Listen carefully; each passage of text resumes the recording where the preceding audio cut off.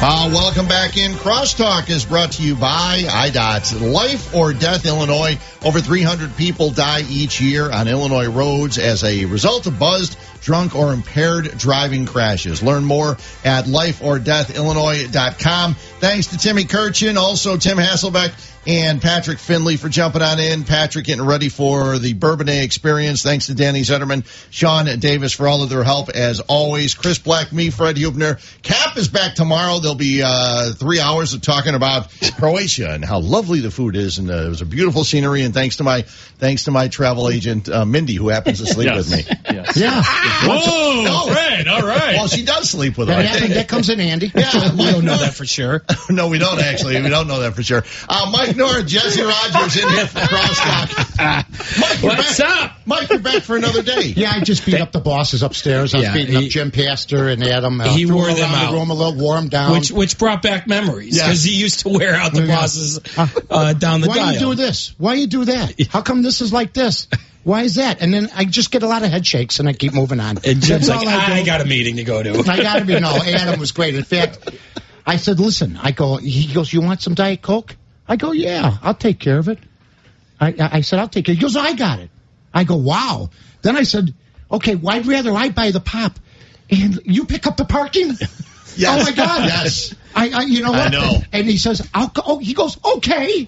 There you go. Really? I mean, what a nice man. Yeah. And then somebody called me today and they said, you got to put in your pay stub. Mm-hmm. And Randy says, listen, here's what you need. You need your name and passport. I go, am I getting paid in Germany? Where am I going? You got to travel to get the money for this. I mean, what about the passport? I got to get on a plane to Japan. I'm going to land in Tokyo, and then I got to take a bus to Hiroshima to get a check from ESPN. I don't understand this. Some guy in a dark alley's got your money. You just got to find him. I probably know him. And I got to figure out how to get back. What are you doing here? Without losing the money on a bet. Yeah, so, I mean, by the way. Plinko or something. Let me tell you guys. You guys both sounded great coming in. You guys sounded like $1 million. I enjoyed it. It was fun. I wasn't listening. Thanks, Jess. I'll take your opinion, though. I trust Mike. He's a good guy. I wanted to call this show, and I did it at the very beginning, The Old Man and the Millennial. We do it on the weekends. This was the weekday version of The Old Man and the Millennial. Well, I know who the old man is. Yeah, there's no doubt. I hate those terms. I think it's bigoted to call anybody in sports radio an old man. I go, for instance, I had a guy named Ben Finfer, okay? Do you guys know who this guy is? He used to work here. Okay, I have nothing against this kid. I don't even know who the kid is. I don't even know what it is. On Twitter, he says, well, I guess they're bringing in the old guy. I think I met Mike North once. No, you didn't, because you would have remembered, son. Okay? Now, he says, and they're bringing in another older white guy. Let me ask you something. So, in other words, old white guy. So if somebody said I'm bringing on an old Muslim guy or an old Asian guy, would that be acceptable? But I'm an old white guy. I'm not old. In fact, I'll tell you this. I worked in 2 places, Fox and to Score, for a total of almost 24 years. He's worked at 3 in the total for about 8 months. So all I'm going to tell you is, Ben, get back on track. Don't be so bitter about everything. I don't even know who you are. And guess what? You've had plenty of opportunities. Now let's go on. Well, as the young person in the room, I'm just going to say it's an honor to be in here with the 3 of you today. So wait. Is that a backhanded thing? No, we're a little bit older than you? No, I'm saying it's an honor to be sitting here. I don't know what's going on in all of radio. All 3 of you are legends in the business. Right, Come on now. Come on, Jess. Now, all right. You and Fred, now fight. Let's get back to yesterday. I had a guy ask me, a program director, about 6 years ago, how old are you? I go, 59. He goes, I go, what, are we running a race? What, are we running a race? Well, back then I can go with anybody. Back then you probably could have outrun him. Well, and you were still working out then. What are you talking about? You shouldn't be talking about anybody in their workout habits. I'm just saying because so where'd you go? On the Rock. Where was the the acre place you used to always shoot hoops at? Green Acres? Shady Acres. You'd go shoot at Shady Acres all the time, practicing your 3-point jumper. Because you were nailing 3-point. Chris is right in one respect. I mean, we're old only because we've been in this business so long. I mean, I was thinking about this on the drive-in. When we started, it was no computers. It was Media nothing. Guides, man. It was. Guides. I was editing stuff with my hands. I mean, the technology now is like walking compared to driving a car. Please listen. You had to know your business when you got in 92 when they hired us. We better know what we're talking about. There was no There was no help. There was nobody. No help. Listen, it would take. I remember. We needed a line score or something from somebody, and we had to call the sports information director at college. But I usually, for the most part, knew stuff off the top of my head. But when we needed something, you guys used to have to go nuts to get You had to jump through hoops to get it. You click something and you act like you're a smart guy or something. Could you fax us a box score from last night? I used to love the fax stuff like that. I know. Seriously. I know. Listen, forget about the late box scores, right? Yeah. If the game was on the West Coast and we wanted to look at a box score, we had to call the team. Can you read off the box score for us? It's crazy. I mean, I remember they used to say, "Where's the papers?" We didn't get the papers yet. We had to have the papers because the Herald, the Sun Times, and the Tribune, and they never really. God, they'd get there late, and then Jiggs would come in, and he'd come in, he goes, "Where's the papers?" Reading them during a commercial. He's right. When the Sun Times didn't deliver, we'd get all upset. Well, Fred knows on Sunday mornings he'll mention to us. I get upset. Fred will say, "Hey, did you guys see what was on the front page of the paper?" Abdallah and I look at each other. We're like, we're not touching a paper. We're not getting our hands dirty. I mean, come on now. It's all online. So it's just so different. And what I do for Chris is sometimes I'll read the comics to him. Yeah. Because the comics are here. So he always wants to see the comics. You can't find the comics online. No, the comics online, they're not nearly as colorful. Believe me, Chester Good and the Dick Tracy team was upset about that. Yeah, and so is Brenda Starr, and so are the rest of the cartoon characters that I grew up loving. Beetle Bailey, you name them all. They were like friends of mine. You know what I mean? One of the cool things that I do here is on Sundays I get a chance to work with Chris and Adam Abdallah, and Abdallah does fulfill our Muslim, people at the station. When he's older, you think he'll ever be Abdallah's another old Egyptian, Muslim on the air. Yes, he is. Yeah, and it's great because I get to learn from these guys, and hopefully they learn a little bit from me. Just a little bit. Well, because I'm learning from them on a daily basis that, hey, the NBA is actually a sport that I probably should be watching. No, you always were on the right track with soccer, Fred. Now I'm telling you, it's going to be the sport of the 10s or the 20s. Of the 30-20s. I like when you mentioned yesterday the baseball sabermetrics, the GPS you called it. That was good. I'm talking to Chris Ranji. Chris is a great kid. He's on Twitter. He's got a 900 GPS. I go, wait a minute. Bryce Harper wants $40 million. He's hitting $215. Yeah, but he's got a 904 GPS, a 1000 MPZ, a 2000 WGGG. I'm going, no, he stinks. And last night now, I'm reading these people on Twitter. And Twitter's the worst thing that ever happened. I really believe that. Can you imagine Twitter back in the 90s for us? At least they'd have to sign it. Faxing was worse. I want to kill you after the show. Right. And it would be blank. Right, a blank fax. We'd be calling the authorities to come in. At least security. At least now we know who it is that's coming after us. We're not kidding. People would threaten, and we'd be like, should we go outside today? But you know what really bothered me? Go the front door. Yeah. Is there anything wrong with the Cubs team the way it is?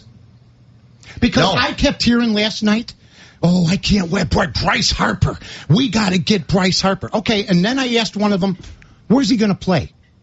He goes, can't I dream? The team is set. Unless you'd like to move Bryce Harper to first and get rid of Rizzo. Because guess what? Bryce Harper can't play right field like Jason Hayward. Jason Hayward is serviceable. He's playing good baseball. Their outfield's among the best in the game. Right. Would you want to trade Rizzo for Harper? No, I wouldn't. So I asked this guy. He goes, I have no answer. So you want Bryce Harper, who's never won anything, who drags a team down, who some GMs think is not a winner, and you want to bring him here?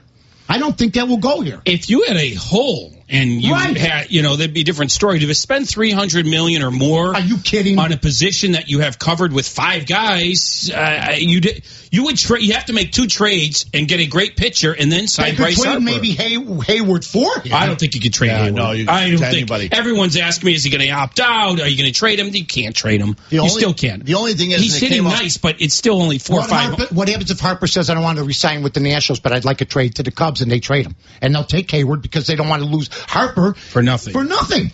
I mean, so I would imagine some other team would give them more than Jason Hayward. Well, maybe you add on. The one thing that makes more sense, we talked about it last half hour when you guys were in a meeting with the bosses. They were beating me up in the office. Is Tony Clark, the guy in charge of the Players Association, said he thinks that the DH in the National League is getting closer and closer. Rob Manfred then came out and said it's pretty much status quo right now. But if the DH started in the National League next year, then it's a different story. Okay, so maybe not just next year, but what if in 2 years you still make the move for Harper, assuming that at some point you will have a DH? You got to have that sort of gut instinct. I think you're right. But here, the same gut instinct the Bulls should have had before they traded everybody, thinking that LeBron James would last forever. That's gut instinct. Right. You got to figure, hey, is he going to last forever in Cleveland, or if they lose, is he going to leave? I don't know. I think Theo Epstein likes his team. I do. He absolutely likes his team. It's his job to think ahead. But right now, you can't get much better than first in every offensive category, except for homers. But they can hit homers. You can't get much better. But doesn't mean you will be first next year. You think ahead. Yeah. You think ahead. Who's gonna hit the peak and go on the other side? I don't know anybody on this team right now. Nobody's over 30. Can I tell you a little story? If Bryce Harper could play first, I'm telling you. Okay, so this is something I've brought up to Jesse now for 3 weeks. Anthony Rizzo in WAR on the team is 10th. So, I mean... He's not having a good season. He's not having a good season. But neither is Bryce, according at least to some stats. I mean, he's hitting home runs. But he's younger, Jesse, and that's the key going forward, he's not a Gold Glove first baseman, though. He's right. Jesse's right. You're right. But here's the thing about Bryce Harper. He has struck out a third of the times he's at the plate. That's serious, man. 33% is a lot. You know how many guys he's left on base? They can talk about all the RBIs you want. I want to know how many. You know what they don't put a lot on the stats now? Runners in scoring position. I don't know. I looked for Chris Bryant's the other day. It seems like it was erased. It's low. You know what I mean? It's low. I don't know what Harper's is. We can look it up. But if we're comparing Harper to Rizzo this year, I don't know. Other than some more power, it's kind of similar. They both underachieved. They are both underachieving. I mean, Harper's hit more homers. That's it. But what I'm trying to say is I think their team's set. I really do. I think they're a terrific baseball team, and they like each other. Hayward wasn't he the guy in 2016 that was the rah-rah guy that got everybody going? Oh, yeah. I think he's liked by his teammates. He's loved by his teammates. And like I said, they're first everywhere, and they're only halfway through. And he's a terrific the outfielder. First season with Chili Davis, all this stuff. You want to know something? He's one of the best right fielders I've ever seen, and I saw them all. I seen Clemente. I seen them all. And this guy covers more ground for a big guy than I've ever seen, man. Yeah. The only thing I'll say about Harper, I mean, if he falls into your lap, let's say he wants to play for the Cubs, it's not like you turn him down. It's almost like Darvish. As much as I wanted Arrieta over Darvish, I'm like, okay, well, if you're going to get Darvish, that's okay. Now he's way underachieved. But it's like choosing between two great pitchers.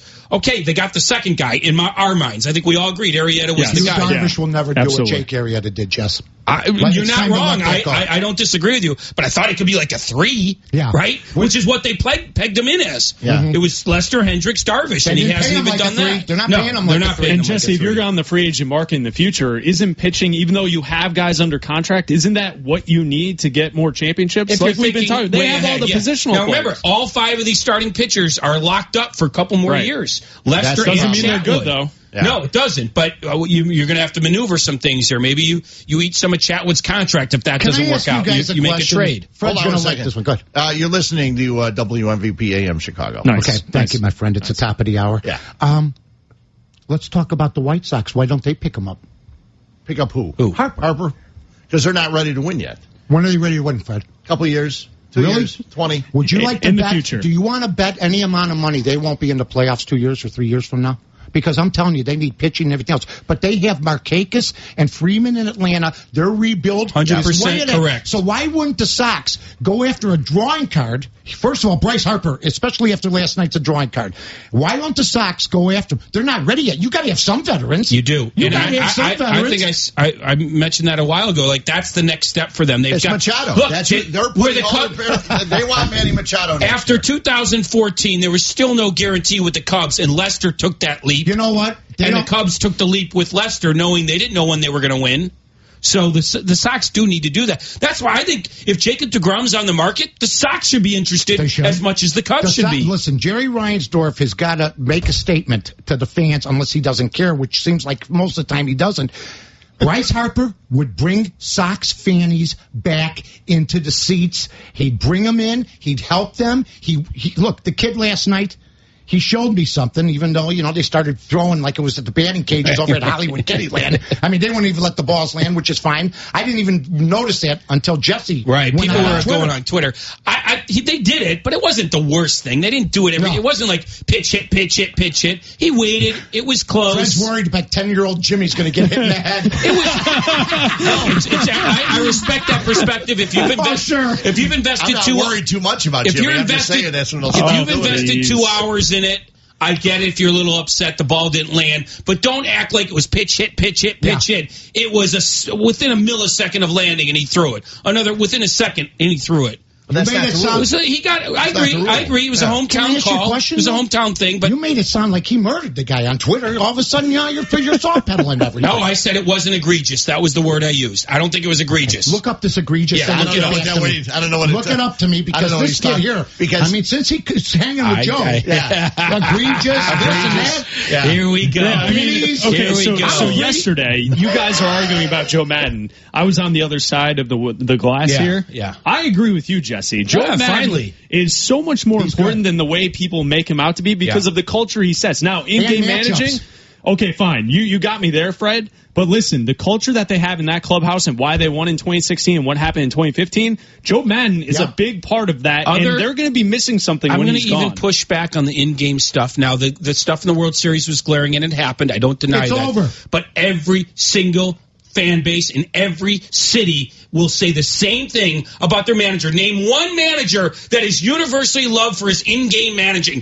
The last one I heard was Buck Showalter, who didn't even pitch. Zach Britton is still waiting to pitch. So please, don't tell me about in-game. Every single manager has his moments, and Joe has no more. In fact, I would tell you he probably has less than most. Dodger fans are all over Dave Roberts for pulling his starting pitchers early because he looks at the book just like everyone else does. He does. So please, I'll even push back on that, let alone the culture. Do you think Javi Baez's flair and all that stuff would work with a lot of managers? I'm not saying Joe's the only one. Because I'll tell you Clint Hurta would have him in the minors right Bryce now. Harper takes heat. Bryce Harper takes heat. Let me ask you a question. When Theo Epstein came here, at his press conference, he talked about establishing. He thought about ride those levels. He talked about establishing. He talked about establishing a Cubs culture, and most of us laughed at him because we said, a Cubs culture? Really? That's going to happen? That was before Joe Madden was here. Theo Epstein is the one that set the culture for the Cubs.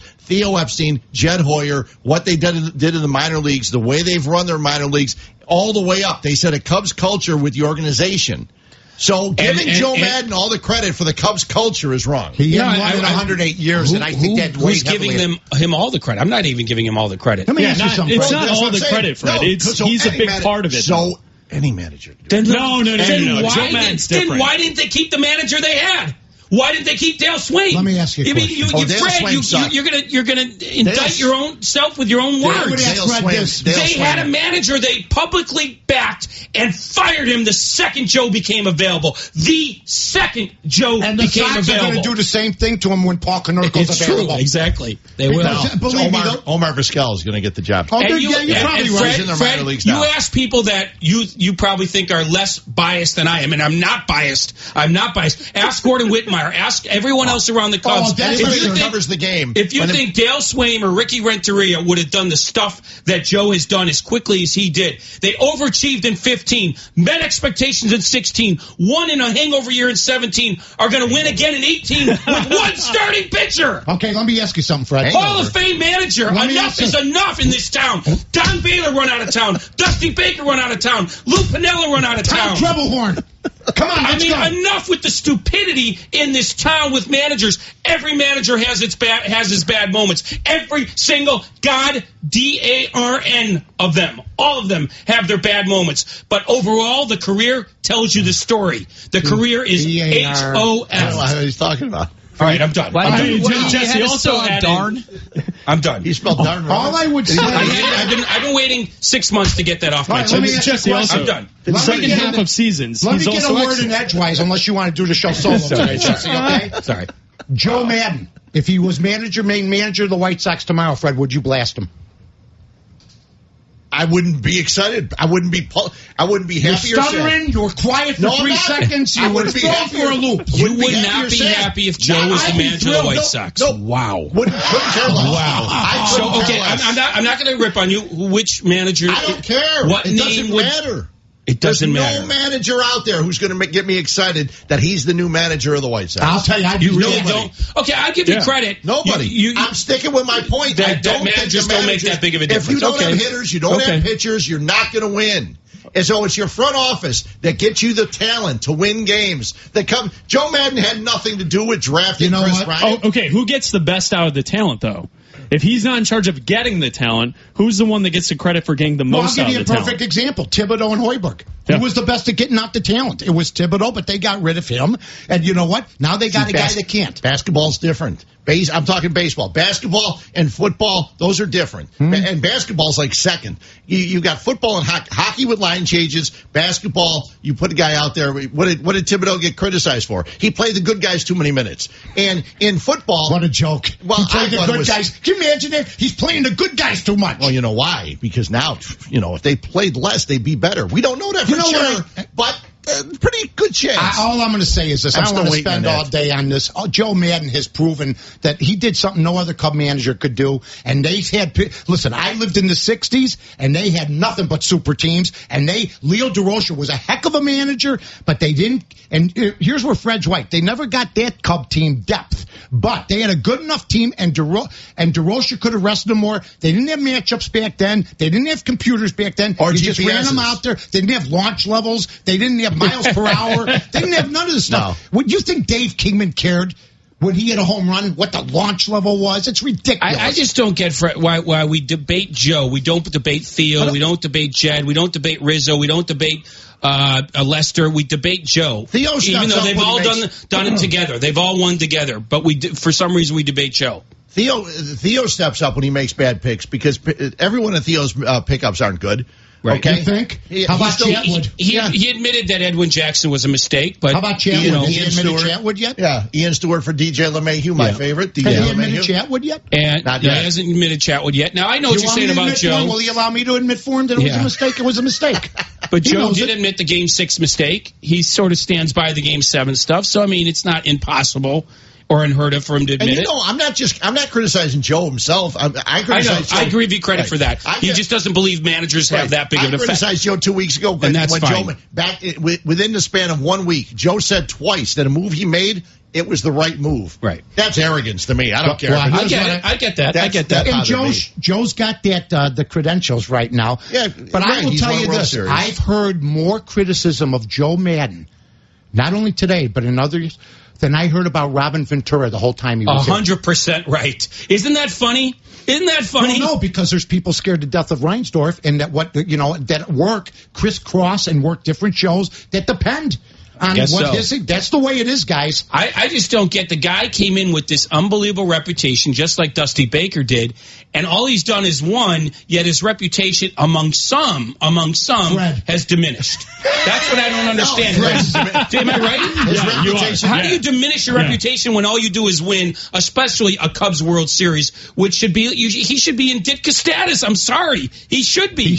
Well, but nobody will ever not. Joe Jackson was never in Ditka status. Phil Jackson won 10, 11 championships. Yeah. And some of them with the Bulls, if I remember, like 6. Yeah. Guess what? Ditka could walk down the street here on that side, Jackson here, and everybody be by Ditka. Why do you think that is, though? Honestly, is it just the whole Midwest demeanor, tough guy stuff? Phil Jackson never warmed up to Chicago people. Right. He was never I'll never forget. I'm in the 3-point shootout. I beat Norm Van Leer to win it all, and he didn't talk to me for 2 weeks. And Norm or Phil? Norm. Oh, okay. No, Phil would have elbowed me. And I'm over on the sidelines, by a refreshment stand, and June Jackson walks up to me and starts giving me heat.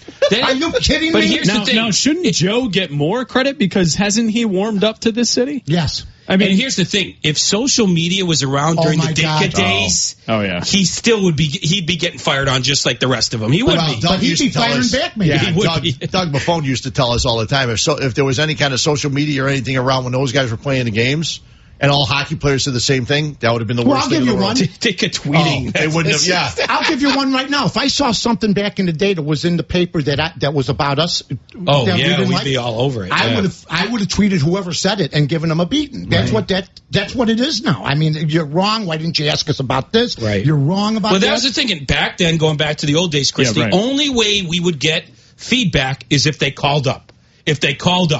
Or fax the death threat. But if they called up, we had no social media, nothing like that. So the only way you'd get feedback is calling up. And that made for great radio. It's no fun to be doing a show with like 15 minutes to go and the guy goes, I'm smoking a cigarette. I'll be outside. Yeah. Right. but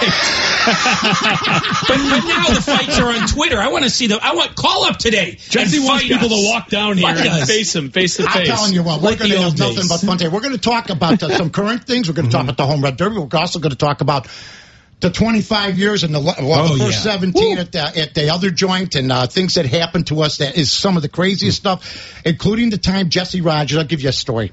I said to Jesse, he goes, what do you want for tomorrow? I go, well, for people that don't know, I was your producer back in the day. There's some millennials out there. Yeah. Hold on. And from what I've heard, Jesse was the absolute best producer to ever do this. Jesse Rogers, in my opinion, is the best sports producer who ever lived, period. That's the end of the story. That's what I've always been told. It was an era that you could do well. Now everybody's pissed on the other side of the coin. It's legendary. I'm not pissed, but I'll say this. I always heard Jesse was the greatest ever. After working with you for 2 days, North, you don't let anyone produce you. You just talk. Right, so what did Jesse do? Well, maybe I go by resume, Danny, and maybe I decide I've had a little more experience. You guys were like 10 years old when I was on the radio. In other words, Jesse was the best booker. Yeah, I was a good booker. Because Jesse would get you want Jack Nicholson? He's in the bathroom. Urinal 3. I'll track him down. Bobby Knight. I want Bobby Knight on the show. Jesse goes, okay. I go, he's at Northwestern. Go get him. Jesse goes, ask him. He says, no. Jesse says, come on. He goes, no. He goes, my guy loves you. And I did. I've never interviewed Bobby Knight. I love Bobby Knight. But he says, no. Jesse goes on the Indiana bus, follows him up on the bus. They threw him off. He almost went down. Bobby Knight says, close the door. Close the door. As I'm getting on the bus driver closes the door on me, and I go flying. But the end of the story is I didn't get him. So I wasn't that good. It was one of the it's a classic story, Jesse. It was snowing out. I remember it like it was yesterday. The guy's crabby as hell because he only beat Northwestern by 30. Yeah, totally. By the way, Fred, real quick. Fred read the schedule for Northwestern this year. I'm thinking of getting season tickets. Oh, yeah, that's pretty good. It's pretty good. My Michigan, God. Notre Dame, Nebraska. Jimmy Phillips, good job. And they seem to always, I don't know if the word is overachieve at this point, but they always seem to. I always think, they're good, then they're better. Here's a trivia question. Do you know who has the longest winning streak in college football right now? Northwestern. Yeah. Really? Mm-hmm. Because they won the bowl game and everything? Bama lost right before the playoffs. Don't say really afterwards. I didn't know that. It sounds like a guess. It sounds like a segment. I did not know that. Yeah. There you go, Jess. So when you look at it, I'll tell you another thing I was wrong about. I was worried about Pat Fitzgerald when he got hired because of his age. He was the youngest guy in the Big Ten. Now he's the oldest. And Pat knows it because Pat follows me on Twitter. I follow Pat. Pat's a great guy. And I want him to last as... I never want him to leave. He's the pride and joy of Orland Park. Now, I had Northwestern season tickets. Basketball last year, we went to a game. They underachieved last year, but there was a moment that both the football and basketball team were both ranked in the top 20. I never thought we'd live to see that day in the same season. This is a watershed year for Mr. Chris Collins. It's a watershed year because last year that team should have done better. I think that I heard that, they weren't as into it as they've been in the past. He admitted that. And playing in All-State was a disaster, in my opinion. It's a different thing. No home court. But I don't want to say watershed, but this is a big year moving into the new place. Yeah. Moving to the new place, you got to... regroup after what happened last year. They come back with the same team and they don't make it. Yeah, it wasn't very good. It wasn't very good. And then you say you lost your team, and the one guard, I guess, used to come first to practice, and he started coming late. This is stuff I hear. Right. And you know what? That's not a commitment to winning, and that's where the coach has to step in. So we'll see what happens with Chris. I hope he does well, but... Yeah, I think being back on campus in the new stadium will make a huge difference. Huge. Well, I'll tell you what, it's going to be interesting to see. I'll tell you what, I'm ready to leave now. We've covered about the whole I'm tired. I'm exhausted. I am. Are you all right there, Jess? I'm exhausted. No, I've never been tired on the air. It's all the stuff around being on the air. Right. Jesse knows this. When I went into that studio, or Jigs or anybody, Dan, we went into the studio, you block everything out. Yeah. And it was fun. It's the other stuff. That becomes more complicated. Which you hear in radio all the time. It's the programming and all this other stuff. Let me ask you a question, Mike. Junk. When you left here, you and B, yesterday, how long did it take you to get home? Oh, jeez. Here we go. It took me an hour and 20 minutes to get home.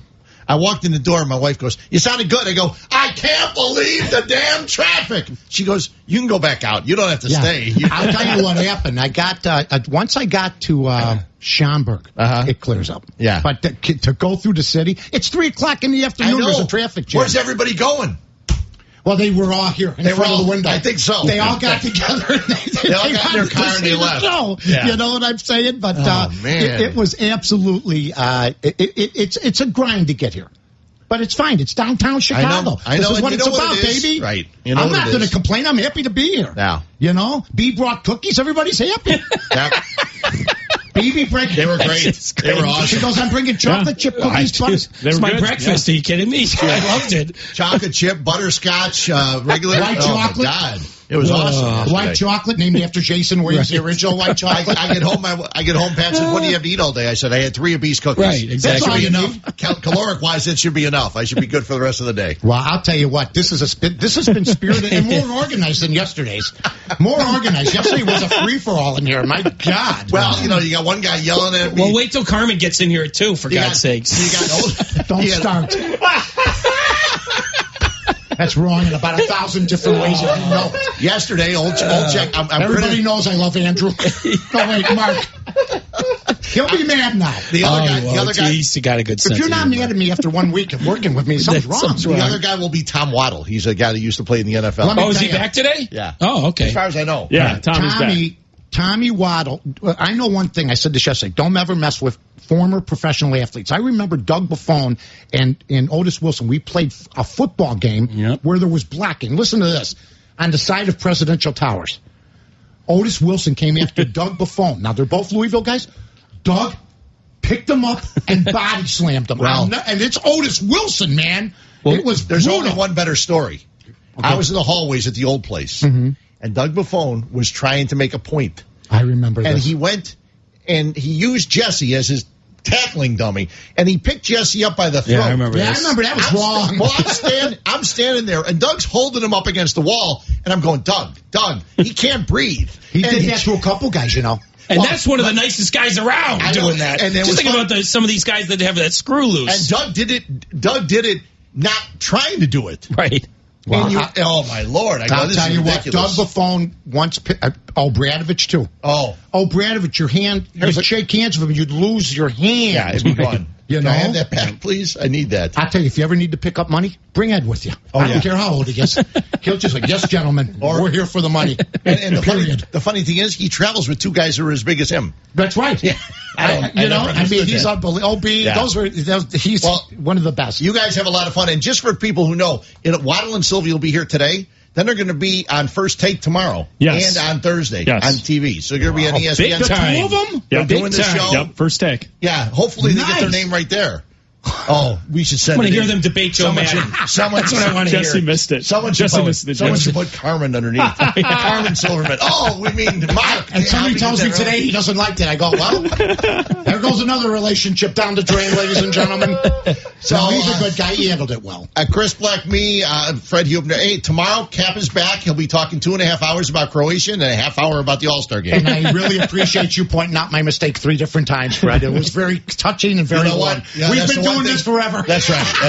If we don't point out mistakes, it's just going to be those other people listening. I'm comfortable with it. Danny's firing on me. Everybody's firing. I love this. This is beautiful. That's how Danny works every day. He fires in every day. I love Danny. Yeah. Danny's one of the best. They're all wound like Timexes. I mean, they're wound like watches. My God, loosen up a little bit. Mike North, Jesse Rogers coming up. They're here all afternoon. See you guys. Like wound tighter than watches. Keep yelling, Jess. Right here on ESPN. Yeah, no yelling today. Carmen and Yurko on ESPN Chicago. The front office deserves more credit than the managers. Then then you must respect Theo Epstein, right? Then why did Theo get rid of Ricky to get Joe? Why did he do that? Why did they pay Ricky to stay home to get Joe and pay Joe more? Why did he do that? I don't know. You don't know. I'll answer the question. You love Theo and you love the front office, but when they go through a hire like that, you don't love them. You're going to tell me really irascible, Jesse. Hey, you're going to tell me they wouldn't have won with Ricky Renteria there as a manager? I don't know, but Theo doesn't think so. He doesn't think so. He doesn't know. No, he doesn't know. Nobody knows. We can't replay the game. Exactly. Now I'm hitting Jesse's pocketbook when I criticize Joe. I know that. No, you're not. There's nothing to do with book sales. Take it easy. It's a biography, for God's sakes. That's some like... I'm the voice of reason here. This isn't good. Carmen and Yurko on ESPN Chicago. That was yesterday's rant. It sounded the same. Today's rant was about the same. Exactly right. I thought it was from today, and I go, this is right on point. 2 minutes ago we said it, and we're playing it again, giving them a sock. I don't want to even get into it. It's a day to be with you, Mike, not to rant about Joe Maddon. I got that off my chest. Carmen and Yurko are off today. Jesse and Mike, like the old days, reunited. I was your producer for 8-10 years, something like that. Yeah, we had such a great time. We need to go down memory lane a little bit, but we'll talk whatever you want to do. It's your day. Well, we're going to talk. Your day. Yesterday I was with Fred, and we talked basically about the sports. I got all my stuff out, except the stuff that you were wrong about back in the day. Like I did get that out. Like Michelle Wee was going to be in the Masters with you and Ed Sherman back in the day. God, you remember that? Wow. I remember everything I was right about, That's which means right. I remember Michelle Wee. I remember I said Tiger Woods would never win past 2013. He'd never win 18 majors. Everybody told me I was wrong. I remember saying Cutler was never going to amount to anything. I was right. Now he's a guy that sits at a table and looks at a computer and everybody says, what an actor. I mean, it's ridiculous. And then I'm hearing this Bryce Harper stuff last night. But today I thought I'd say you could give us a call, 312-332-3776. If anything has ever, anything you want to ask me about Jesse, about me, about the career I had, about anything that ever happened, you got a free open line now because I'm going to dispel some myths today. If anybody wants to jump in, 312-332-3776. Yeah, and I'll give you something because today is a day where I'm going to just not necessarily be upset about anything. I'm happy. You know me, Jesse. Yeah. I really... Even when you're upset, you're still happy. Yeah, I haven't hosted a show until yesterday for 8 years. And about 3 weeks ago, I was watching the Sox. And there was a ground ball to Moncada. Yohan Moncada, who, believe me when I tell you this, the Sox got absolutely robbed on this deal because Chris Sale's going to be in the Hall of Fame.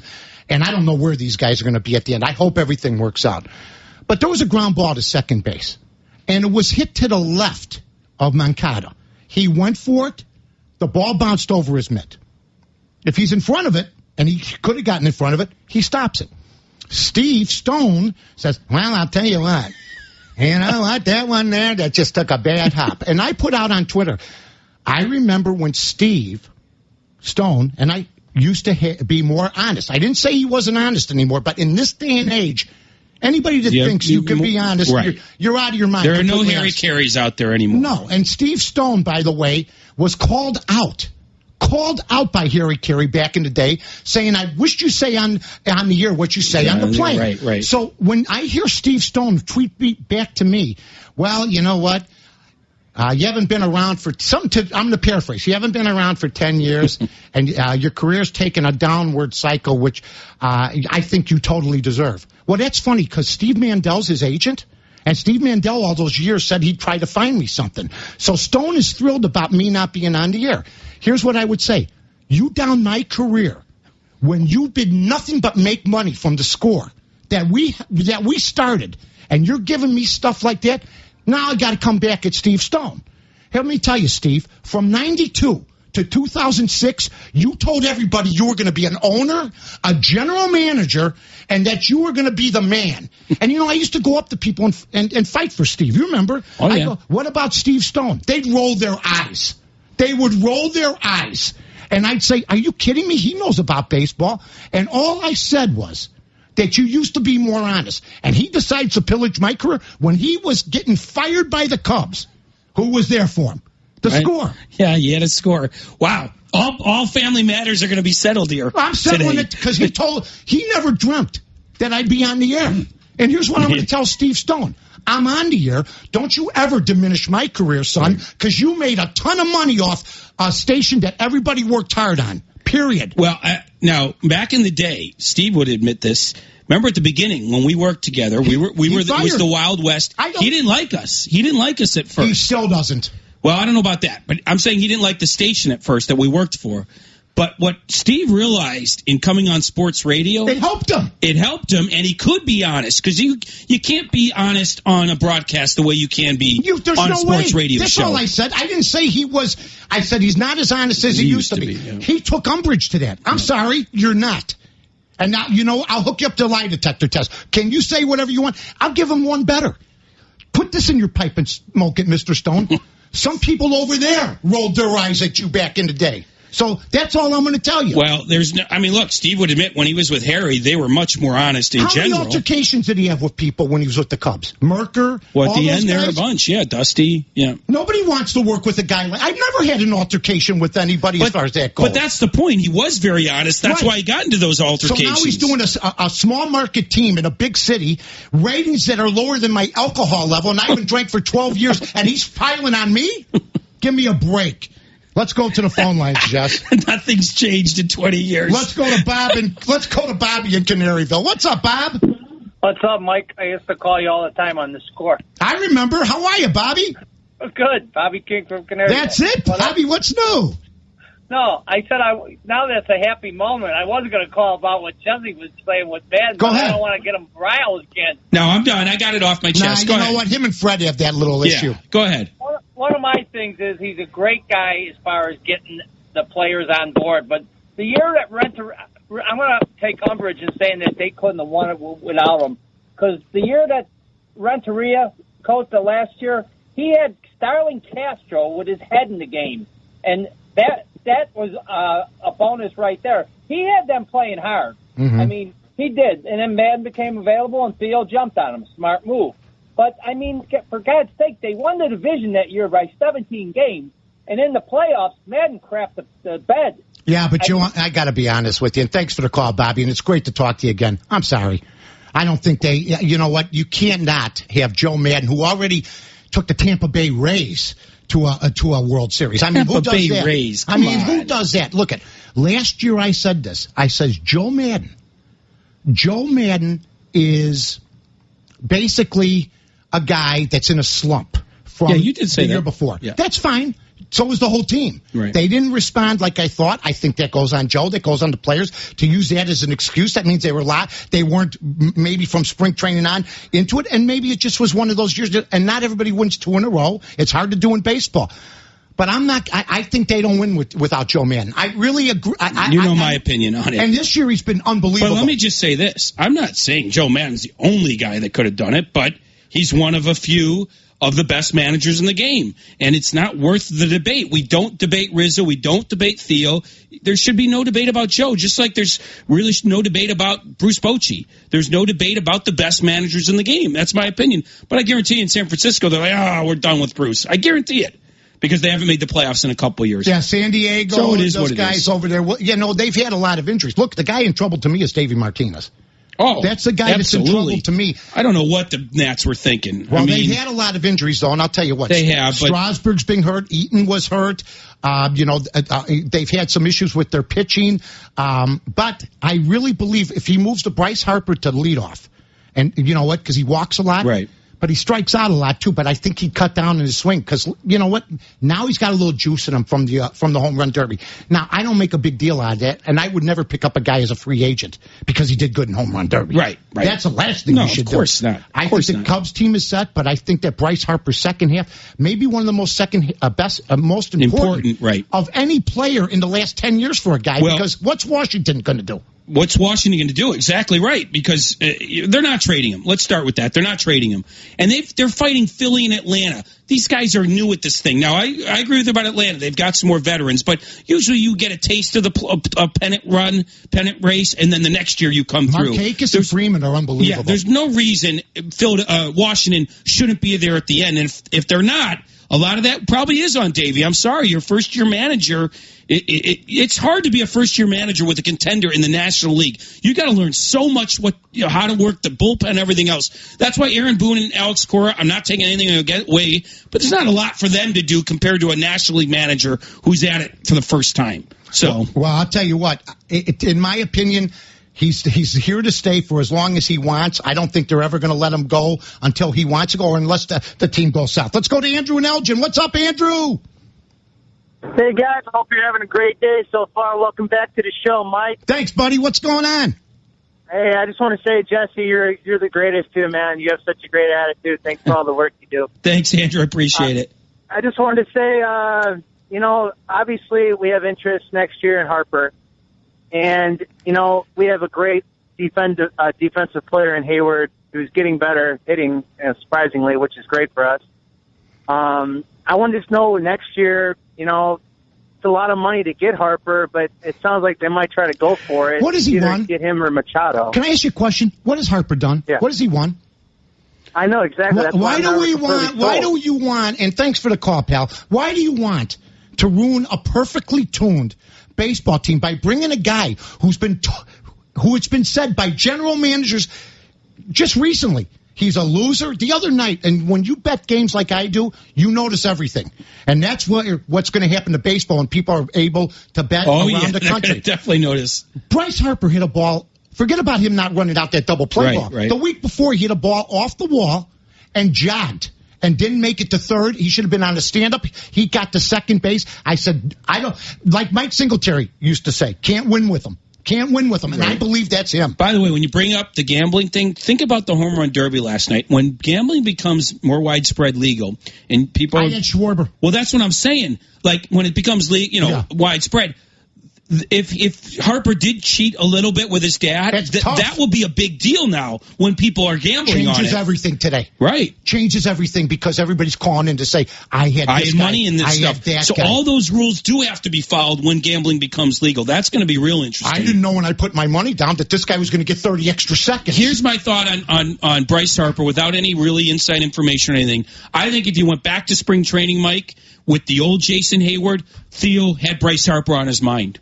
I think with what Jason Hayward has done, not saying that Jason Hayward's career is going to be better than Bryce Harper, but there's no longer a hole on offense in right field that has to be filled. And then you look at how Elmore has ascended, Baez has ascended. You've got a first-place offense. Keep fixing that pitching staff, which right now has one reliable pitcher, although I think we believe in Hendricks, but you're not reliable right now.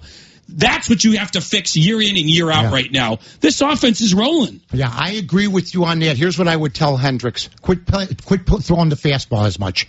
Start going with more. I think somebody's told him throw more fastballs and it will make.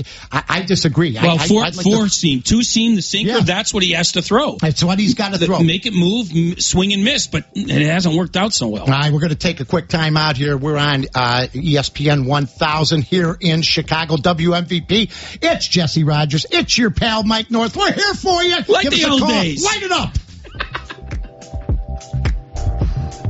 For the finest quality seafood in Chicago, visit Joe's Seafood Prime Steak and Stone Crab Restaurant. Enjoy the best stone crab in the city and country. Come to the one and only Joe's. Visit joes.net for more information.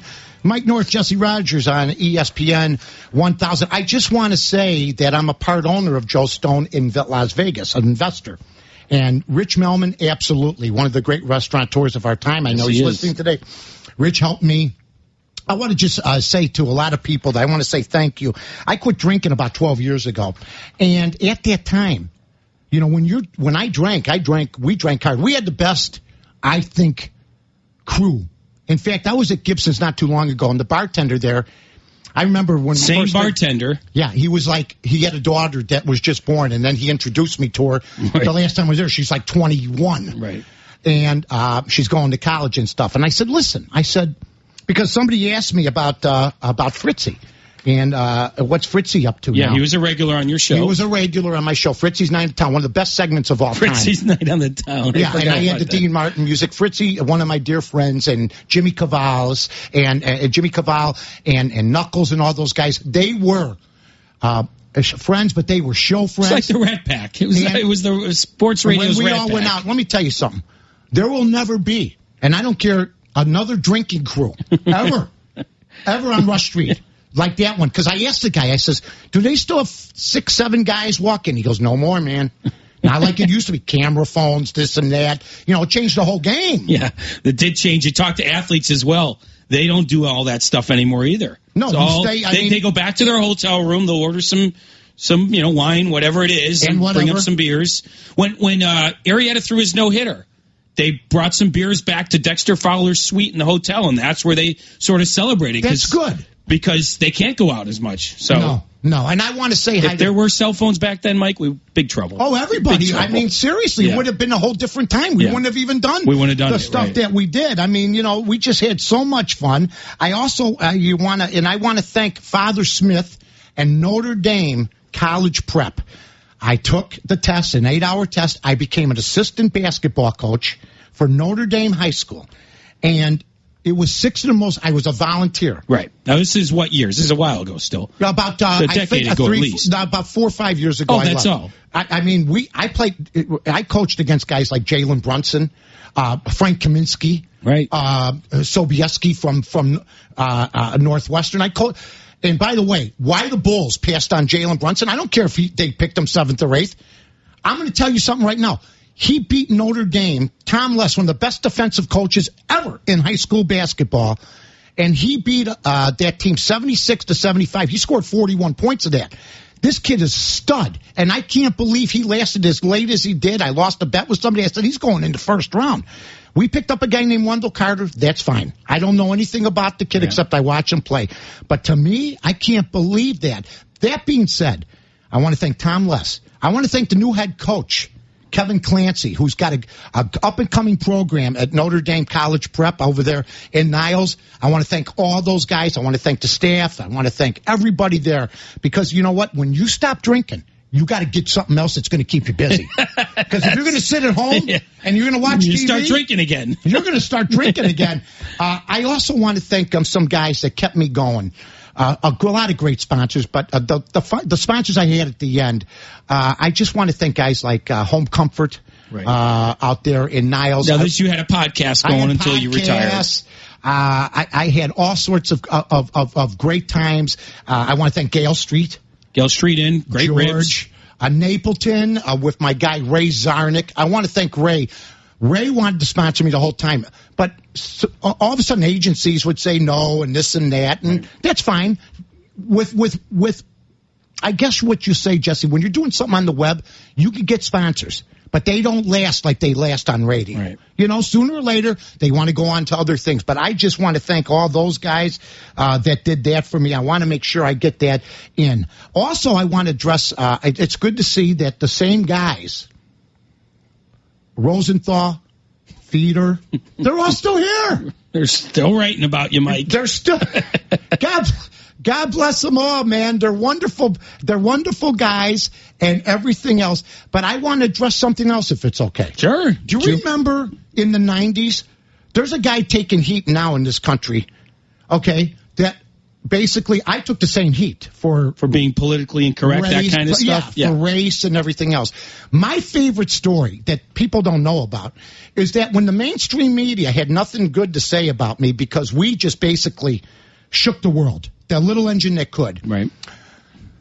I was called racist and everything else. Now, I'm married to a woman that would never stand for that. You know that. She's the most fair woman. She's a saint, okay? Right. Lucky's had a stomach ache or his liver enzymes are up.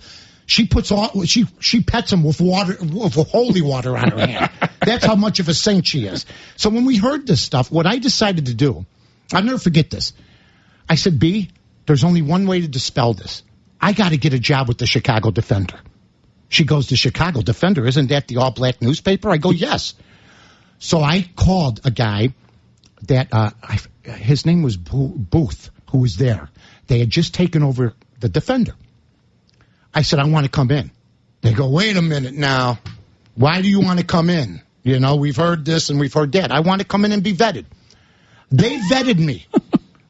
I walk in at 26th and Michigan Avenue. That's where it's at, around 35th and Michigan. I walk into this great Chicago Defender building. And I walk into the vetting where the editorial board meets. There's 12 people in there. I took 3 hours of the toughest questions of all time, and I got the job. Now, let me ask you something. I know this. There's people in this industry that if they got vetted like I did, wouldn't have made it. So my point is, whatever lies were told, it's off the books. You knew that. Yeah, and my partner was black. Right. Jigs. Well, yeah, who had more black producers? I did. And I don't remember. And remember, we had Jesse Jackson on the show a lot I want to tell a great Jesse Jackson story, but we got to take a break. We come back. We'll take your phone calls, 312-332-3776. We got our guy back after these. Hey, fans, keep your summer of soccer rolling with the Chicago Fire. Head to Toyota Park on Saturday, July 21st to see Bastian Schweinsteiger and the Men in Red take on defending MLS Cup champion Toronto FC at 6 p.m. Be one of the first 5,000 fans in the stadium to receive a free bobblehead, courtesy of Valspar. Visit chicago-fire.com today for tickets and more information. We'll see you Saturday. I gotta testify. Come up in the spot looking extra fly. For the day I die. This hour brought to you by Blue Cross and Blue Shield of Illinois. Blue Cross Blue Shield of Illinois wishes ESPN 1000 a happy 20th anniversary. You know what to bring? Blue Cross and Blue Shield of Illinois through it all. And that's with Jesse Rogers, Mike North, and our number is 312-332-3776. Let's go to the phone lines. You want to go to phone lines? Unless you need to get something else off your chest, let's hit it. No, I'll take a break for now. Take a break. And then I'll come back in about 10 minutes. Let's go to James and Gurney. What's up, James? Hey, Jesse. Mikey, welcome back. Brother, Thank you, buddy. North. I'm 46. I listened to you before, but hey, quit saying the S word. I can feel the boys in the back cringing every time they bring it up, but I'm just kidding. Listen, a little bit about Hayward.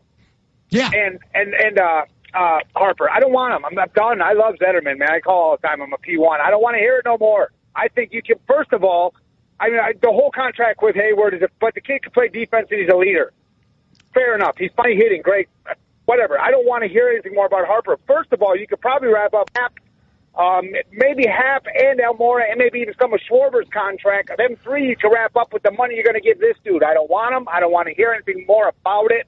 Welcome back, Jesse. You know I love you guys. I love the show. And Mike, I hope to hear more from you. Jess, keep doing what you're doing. Love you guys, and have a great day.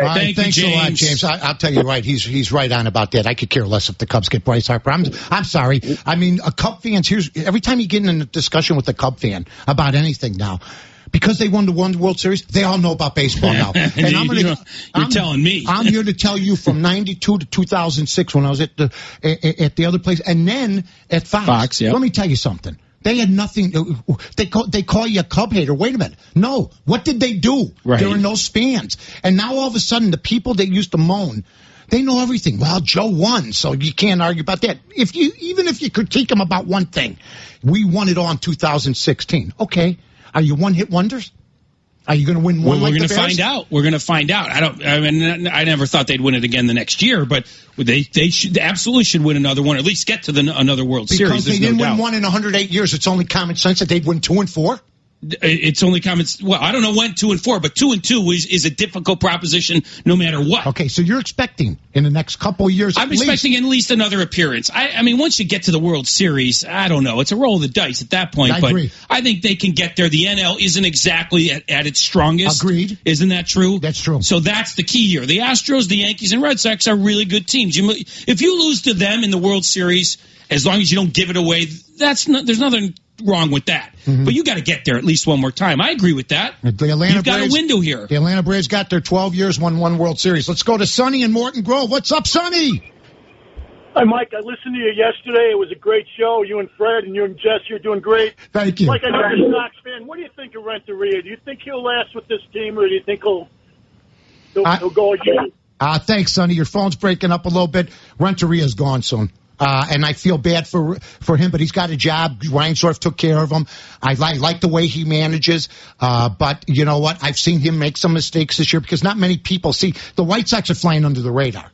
Of course they are. And I've seen them pull pitchers too early this year. I've seen criticism. I've heard some criticism. Well, what's interesting, Mike, is how is Rick and Kenny and Jerry going to make that like analysis. Like, how do you analyze when you're rebuilding what the guy, you know what I mean? Like, they've got to figure out, besides wins and losses, if the guy's doing the job. The only way to do that is to see if guys are advancing. Are enough guys advancing? And I don't know the answer. I don't cover that team, but I don't know. But I agree with you on one thing. They've got to bring in some veterans to show the way. They absolutely do. Every team had. The Cubs brought in David Ross the moment they could, and Lester and a couple other guys as soon as they could to lead the way a little bit. Basically, they don't have any pitching with the White Sox. They can talk about Jay Lito and all these other guys and Kopech and all that. I mean, a guy throws 110 miles an hour but can't come up in the major leagues. Here's what I would tell everybody. Theo Epstein, if he would have had Chris Sale on the Cubs, he wouldn't have traded him. It's my right. We talked about this yesterday or whatever. But I will also say he would have never said, "Oh, we can't win with Chris Sale." Well, that's the thing. When they had Ventura there, they actually had some talent. But I think, like you, they didn't have a good manager. So, got a great Reinsdorf story. Go ahead. I'm sitting there. I go, listen. I go, why don't you let me and Ozzie Guillen do a game?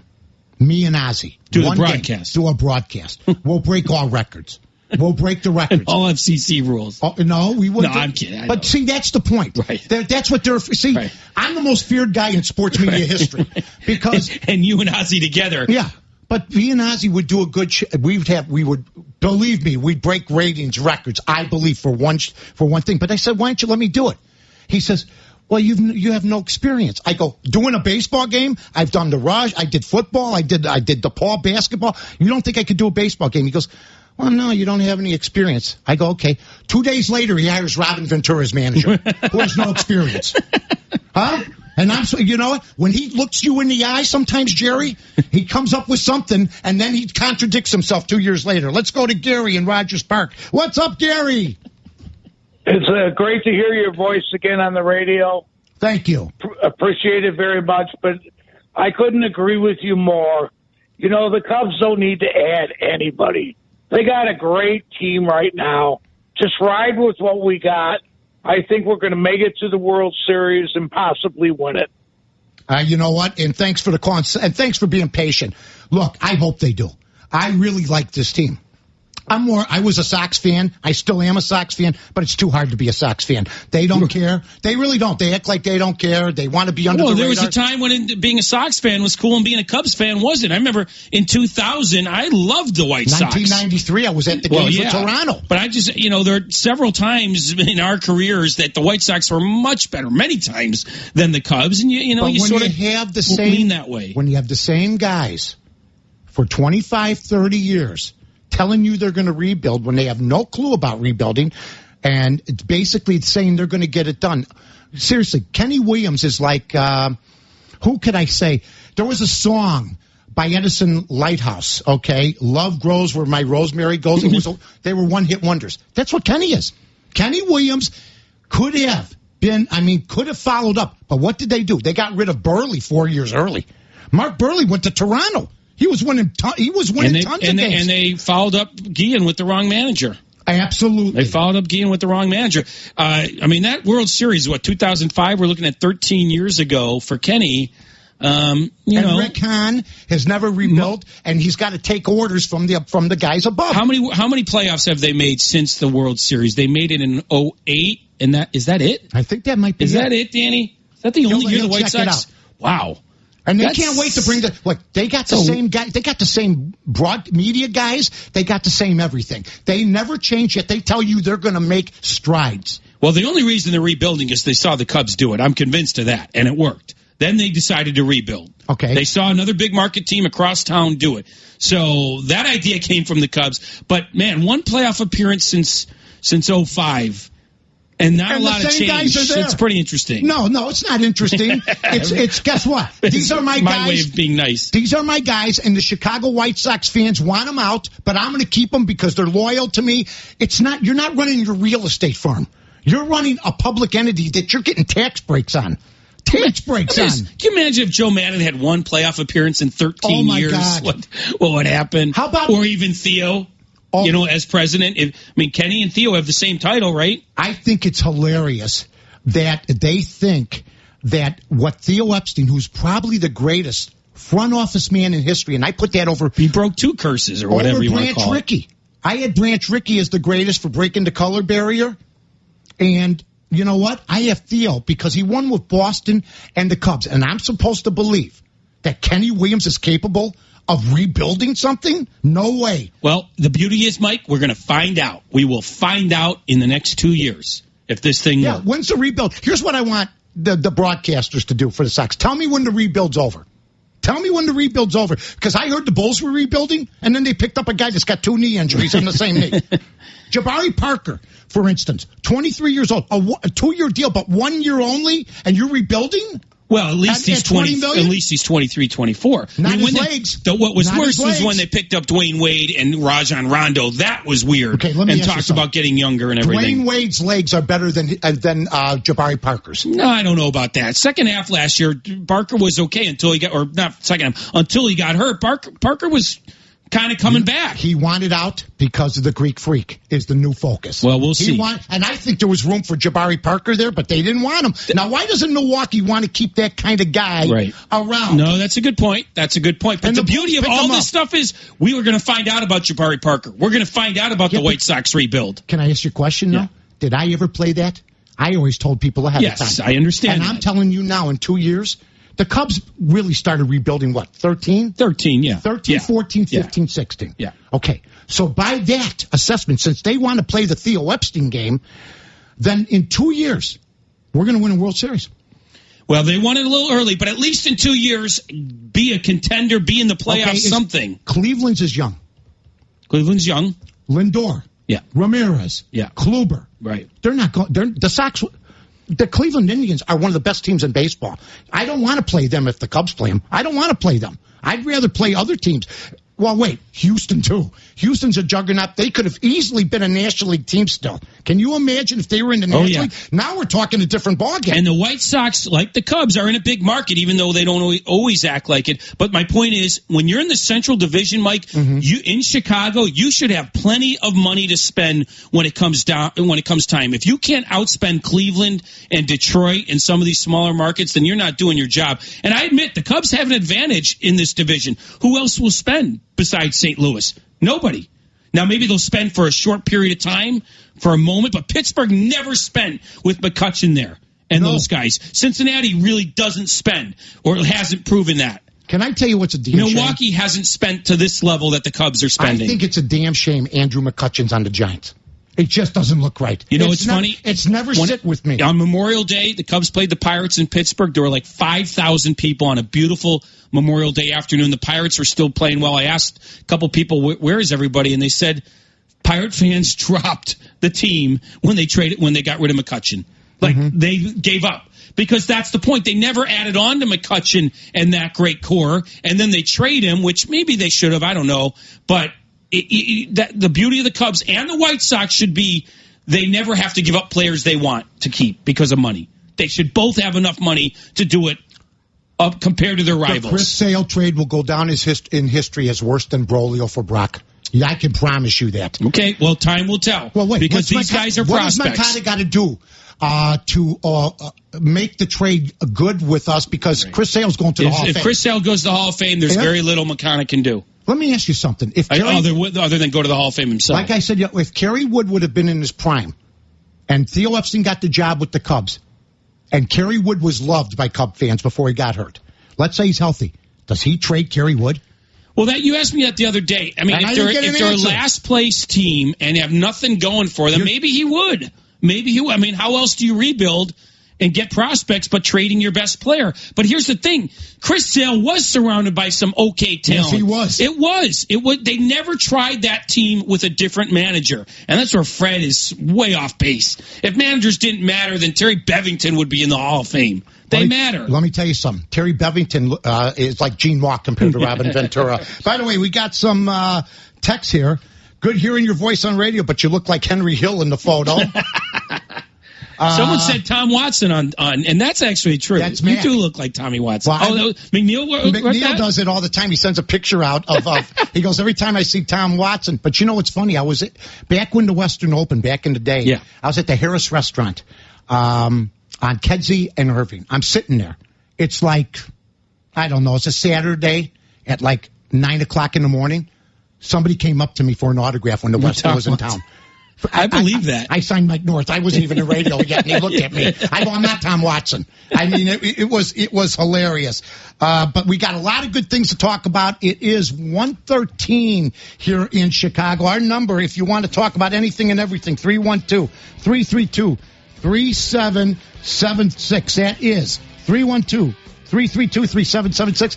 Jesse Rogers, Mike North, ESPN, WMVP, Chicago 1000. Allow me to reintroduce myself. My name is Ho. H to the O. In the house. In the house. Oh, yeah. It's Pasty. Mike North along with Jesse. Pappy. My friend. My guy. And our number is 312-332-3776. My life's an open book. Anything you want to ask about. Anything, it always has been. It will be there. Anything you want to talk about. I have a guy that's telling me I'm on a hangover and I'm an alcoholic and I've gone through a ton of wives. He's got me mixed up with somebody else.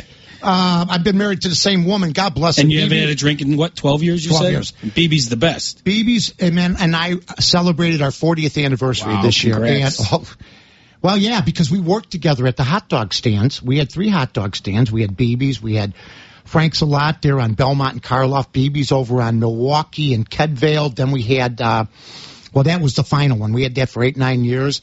And then we had the soup opera. I had soups and everything. I only went to the BB's. Right. Those were all beforehand. And, when I retired, and for the people on Twitter that say I'm not hireable or anything, this should dispel all rumors that at least I was brought in because when you Mark Sapelsa was allowed to retire. Bye, Mark. Thank you for everything. Joe Wiseman. Bye-bye. Thanks for everything, Joe. You're wonderful. And a couple other guys, when I retired, you're unemployed. Right. Let me tell you. No, I'm not. Because you know why? Because I never worried about, once I got into business, about being politically correct because I didn't want other jobs. Because they paid me good enough. That you were secure enough. In other words, and I'm not saying, look, maybe somebody's style. Maybe that's the way they'd be, whether they had this job only as a radio guy in Chicago, whether it's political, entertainment, or whatever, or if they did TV and radio. But I'm here to tell you, when I did Monsters in the Morning, that was our production, okay? Bottom line is, if I would have been aligned with Comcast, I'm going to lose some credibility no matter what because there's people out there that, and the guys are terrific. But if you're working for Jerry Reinsdorf and other people, I had a call last night from a guy that works for Cumulus, okay? You know what he said to me? He said, no city's people, and this guy's up there, no city's writers or media has been more tangled up and favorable to management than Chicago because he said they don't care in New York. You could say whatever Mike Francesa buries people in New York. And you know what the teams do? It's good for us. For instance, when I was on the air, the White Sox really averaged pretty well in attendance when we were on the air together. Yeah, they're better than now, that's for sure. Well, yeah, because you know what? If you criticize them, that was still attention. It's still attention and people and debate. They don't want debate. They don't want any debate. They just want to say, we're rebuilding, now leave us alone. Yeah. Well, I got a tweet here. Who won the World Series first, Cubs or Sox? Give the Sox some credit. And hashtag okay, and I would Cubs say this. Suck up. I agree with that. In fact, Kenny Williams hiring Ozzie Guillen was a brilliant move. Was a brilliant move at a time when you didn't think a guy like Ozzie would be hired. That was a brilliant move. Brilliant move. All I'm saying is, defending Joe Maddon as I do, if Joe had one playoff appearance in 13 years, he'd be gone. Just like Theo would probably be gone. Let me ask you a question. And White Sox need to get, move this thing forward. Brooks Boyer, Kenny Williams, Scott Reifert, Jerry Reinsdorf, all these guys, Rick Hahn. The last time they were in the playoffs was 2008. Right. That's 10 years ago, and they're still there. And they wonder why White Sox fans don't want to come from the north side and make that 1.5, 2-hour trek for the 7 o'clock game. And they got to cancel. I mean, seriously, people aren't stupid. They see what's going on. I give the Chicago fans more credit than to believe what the writers and media say. Oh, when I didn't hear anybody say Robin Ventura should be fired, I knew things were in the dumpster. that'd be suggested. But did you ever hear anybody vociferously say Robin Ventura should be fired? Not till the end. And the only thing I ever said, again, I didn't cover them, was I don't see anything special about Robin Ventura. There wasn't. You need to have something special about you as a manager. Maybe you're great with young players. Maybe you're great with veterans. Maybe you're great with pitchers. Whatever. I didn't see anything special about Robin Ventura. That's all I ever said. You know why I don't care, Jesse, about politically correct stuff? Because I made. And this is literally, folks, I'm not lying. Besides all the cars and everything else, I made $14 million in my career. Nice little from Fox and Score. And people going, you're unemployed. No, I don't have to work. I never had to work after. But you know what I did? Nice tidy amount, by the way. Well, BB bought Starbucks stock. I will never forget Schwartz. Jeff Schwartz, great guy. One of the best marketing guys who ever lived. Yeah. And, I worked with some wonderful people. He said, who would buy coffee out and about, BB right? He says, I just put a hunk of money into a coffee company. What did you do? Who did you buy? Starbucks, it's called. And he goes, what is it? She goes, it's a coffee company. Why would you buy stock in a coffee company? He brings it up every time he comes in now. I should have bought Starbucks. Well, that reminds me of our buddy William Peterson. I remember when this was the star of CSI, for people that don't know, an executive producer. When he was getting ready to do that, he told us about it. I said, why would you do that? No one's going to understand science and all that. I don't think that's a good idea. I love executive producer star for 9 years. It was the number one show. $250,000 an episode. Right. I will tell you, Billy Peterson's one of the all-time greats, and he didn't want to do any major movies. No, he was done with it. He turned down. Now we're hammered. We're walking through a Vegas casino about 15, 17 20 years ago. Yeah. And he goes, I turned down a movie. It had to be longer. I go, what movie did you turn down? Platoon. True. I go, are you out of your mind? Yeah, he didn't like the whole movie star business. Yeah. I didn't want to travel. Yeah. And he says, I don't like to be recognized. Then he does CSI. He can't go anywhere now. I don't think he knew what it was going to do, but talk about making money. Oh, my God. Boatload. We love him. Let's go to Kevin in Mount Prospect. Kevin, you're on with Rogers and North. What's up? Hey, guys. Love your show. I don't know if it was you guys earlier, but a lot of people were ripping on Bryce Harper coming to the Cubs, and I just really don't understand. Mm-hmm. Money aside, big contract aside, he's probably the third best outfielder in the league right now, and whatever the Cubs get, I'd enjoy it. And I just... First of all, he's a corner outfielder. He's a corner outfielder. There's center fielders that are great. Hayward's a great right fielder. He's hitting .215, the kid. Look, we're not saying he's not going to make it, but why do the Cubs need him? I mean, it's like Golden State. Why do Golden State need DeMarcus Cousins? They don't. But I mean, if you can get one of the best players in the game right now, why not go after him and get him? Actually, it's not a bad point by Kevin. But I would say this: they don't have to have him. They don't need to rearrange their payroll and everything to get he's not the final piece of the puzzle. He's not a guy you build around because they're so good. So if it fits what you're doing, if you can get him for a normal amount of money, less than money, whatever, then who's going to turn? It's almost like what I said about Darvish. I'm sorry. You're not going to turn him down, but I'd rather have Arrieta. You're not going to turn Bryce Harper down, but I'm not going to ruin my payroll for the next 10 years to get him. Mm-hmm. I agree with you on that. I just don't see. Look, the team is so well schooled. They're so done. And even Rizzo. I mean, I was just giving you if Bryce Harper came and you have three guys in the outfield, I mean, they can play. And they have like five guys. The Cubs have the best outfield in baseball. They do when you combine it all together. Yeah, I'm sorry, and to break that up to me now for Bryce Harper might cause a problem. I'm sorry. I don't disagree with you. But I think in spring training it may have been a different story. We didn't know what Almora and Hayward were going to be, or even Schwarber. We didn't know any of them. But didn't people know about Almora and Joe wasn't giving him enough of a chance? I don't know. I don't know if we knew for sure, but maybe you're right. Maybe the people knew. All right, we're going to take a quick time out. We're rolling here. It is 1:29 in Chicago. We are on ESPN Chicago, WMVP. It's Rogers and North.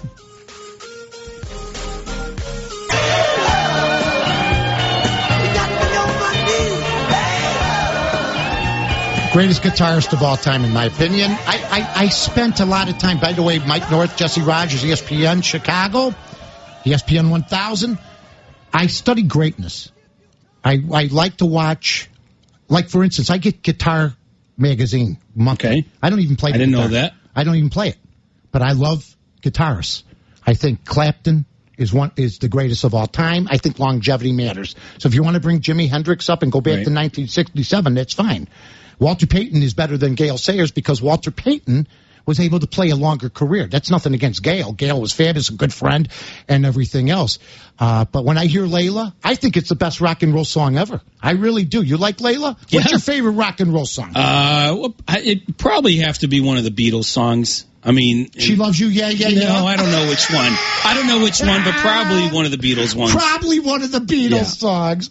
Well, I'll tell you what, we're having some fun today, Jesse, and we got a lot of really good tweets here. Robert Young, North, you are great on radio. Your fans missed you. Great to hear you on ESPN. Hope to hear more from you. That's one of the best tweets of the day, in my opinion. Eddie Krez says, can you talk a bit about the early 90s, Mike McCaskey's Bears era, and what a train wreck it was? It was no doubt, and I'll never forget. We're 4 months in, 92. And we get Mike McCaskey on after Jay Hilgenberg is let go. I like Jay Hilgenberg. And I said to myself, okay, Mike McCaskey's coming on? And they said yes. And it turned into a battle royal. And the thing that Dan Jiggets, I can't stress enough how much he meant to me. And he was great. He was great. He was the perfect partner. He's been there. He was with us. We were together for a long time. I love Dan. And I still talk to Dan. And Dan stayed out of it because Dan at the time, he didn't really stay out of it. He said some things, tried to calm it down. Right. He always played the middle guy. I've never talked to Mike McCaskey or anybody since, ever. And you know what? I'd like to maybe straighten that little mess out. After 30 years. After 30, I mean, it's too long. And you know what? It didn't work out for him. I knew it. I called it. I mean, way before that. And he got fired by his own mom. By his mother. And, I remember that interview. That interview was probably... Right, the most confrontational sports radio interview at the time ever done. Because we had never done. There was no sports radio. Anybody's sports radio, any sports interview, and then probably for a long time since then. Now you had a few with Ozzy. There were some other moments. Well, the Ozzy Guillen thing was beautiful, and I remember all the 80% of the media, whether it be sports, entertainment, politics, they're all cowards. So. I basically went up against Ozzy, and I was at High Tops, and Bob Brenly almost had a heart attack because he was sitting there, and Fred was there, and other people, and then I went across the street, right there, because they were playing. Right. And you should have seen the writers hiding behind poles. I mean, I couldn't believe it. I go, these are the guys, okay? And what ended up happening? We hugged, and it was over. Well, I hid behind a pole once in my life with you. That was the Miami trip. When you asked Pat Riley in a formal press conference. Okay, that's another one. I'm on the air. I slid slightly behind the pole. You weren't the only one. Yeah. Bob Birdie Bernstein ran for, wasn't it Bernstein? He ran for the Hills. Well, that's nothing new. I mean, Danny was just starting out, and he was a reporter. I didn't make things easy for anybody. Poor Greenberg. Mike Greenberg was a reporter for the Bears. Danny Bernstein reported for the Bears. Zach Zaidman reported for the Bears. I didn't make it easy on them, but you know what? I tried to stress to them. The time that the hosts are on is more important, seriously, than what they were doing, even though it was important. Right, I hear you. I know what you mean, yeah. They knew it, and they had to put up with stuff that they didn't want to do. But I want to throw some apologies out there to a couple people. All right. I want to apologize to Melissa Isaacson. I really do. Do you remember Melissa Isaacson? Yes, of course. She worked here for a long time. I did at ESPN.com, but I want to just apologize. Now, I don't apologize much, as you know, because when you apologize, that's admitting you're wrong. And you see people apologize. Oh, I'm sorry, I said doo-doo on the air. Right. No, you're not, but you're saying it to save your hide. But Melissa Isaacson, who covered the Bulls, and she thought that Cartwright was all this, but what it turned into... And I got to be honest, I fed off it. People liked it. Was a moment with Missy and all this other stuff. And you know what? I went too far. I really liked Melissa Isaacson after I met her. She's a very good person. And I really felt bad. And to this day, I felt bad. So I want to apologize publicly to Melissa Isaacson. I really, really do, because I thought I took that too far, even though it was a great bit. And I think you said it right. You fed off of it because people did respond. They loved it. It was. And then, and you know what? I do. And I don't even think she, would remember it until you. Yeah, she remembers. She's listening now. Maybe she would, but I don't. I worked with her for a long time. It never came up. No, once. She's not going to bring it. She's a classy lady. Yeah. A very classy lady. And you know what? Now that I think about it, I should have taken it a little bit easier on her. But everybody else, for the most part, screw them. I'm sorry. You know what? I can't think of if you could come up with somebody while we take our break, we will. We are Jesse Rogers. We are Mike North. We are ESPN Chicago. Back after these. I remember when Jigs would play this, I couldn't hear it. Right. I couldn't hear Hendrix. And then I'd play the Stones, and there'd be music. I could hear it, and I go, Jigs, we're ready. The Stones. I goes, what do you mean the Stones are on? It's a little different taste. Yeah. Crosstalk is brought to you by Low T. Feeling grumpy? Like you were this morning, my friend? Ooh, I was a little grumpy. Being around Fred will bring anybody down. Tired or sluggish? Could be low testosterone. Get your levels checked in less than 10 minutes. Go to lowtcenter.com for more info. They have a group discount if you want to go.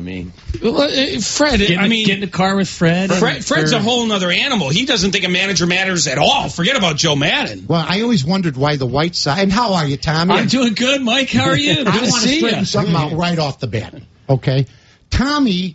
I heard him one day about a year ago. And Tommy was talking, and I listened to Tommy, and I see Tommy when he was on the TV and everything. I go, God, he had to fly there overnight. I'm saying, I go, he's groggy. I could tell everything about Tom because I do love Tom Waddle. But Tommy said something. The concussion thing has always bothered me because my mother-in-law had got Alzheimer's, and she never played it down in the NFL as many other people. But Tommy brought up the fact that, the concussion thing. And Tommy, I know you're really into that. Yeah.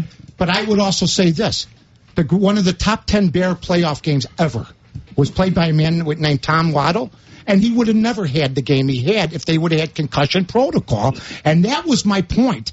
I says, Tommy's working now, but back then, you know this. I don't even know if you remember the fourth quarter. I've heard you. Yeah, no, I don't remember. And it was one really of the great games. And what would have happened if there had been concussion? I would have been out early in the first half because I hit my head on the ground. I want to say sometime in the middle of the first quarter, and then I did it again in the second quarter, and then I got hit by Billy Bates at one point as well. So there were three separate occasions that probably would have canceled me out.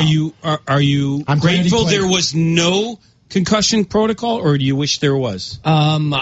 Listen, how could I sit here and tell you that no, I'm telling you, I would have. I think if I knew today knew then what I know today, I'd still play. Absolutely. You would? Yes. Oh, wow. I would still play, but I thought you were going to say the opposite. I'm 51 years old. My mentality is different than it was when I was 25 when I was playing. And I am a huge proponent of player safety. Right. Now, and his quality of life is good right now. Correct. Maybe it'd be different if it wasn't. Right. It's amazing. All the guys that got concussions are in broadcasting. Troy Aikman, Steve Young, Tom Waddle. That's because everybody in football got one. Yeah, probably. But listen, this isn't just a football issue. This is an issue that permeates all sports. Soccer's down. Hockey. Absolutely. I think girls soccer, I believe, took over football last year. Youth soccer, in terms of the percentage of concussions. 6 to 12% it's down. I got to tell you, I did not follow that at all. When you were bringing up yesterday, I did not know that the concussion thing in soccer is such a big deal. Huge. Just because of what? Heading the ball? It's that and everything. Think about it.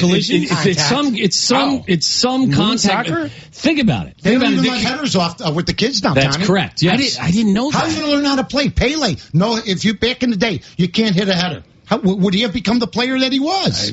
Who knows? I can't answer that because it's just. Here's what I'm going to say. I can't think of soccer without hitting the ball. Everybody's got a moment. Everybody's got a moment. Yeah. Tom Waddle's moment was one of the top 10 moments in Bear history. I'm a Bear aficionado. Yeah. I think it would sicken him to know I'm a Bear historian. But they still lost. You're saying best top 10 performances? Yeah, Tom didn't know that. Right. Good point. You did. Yeah.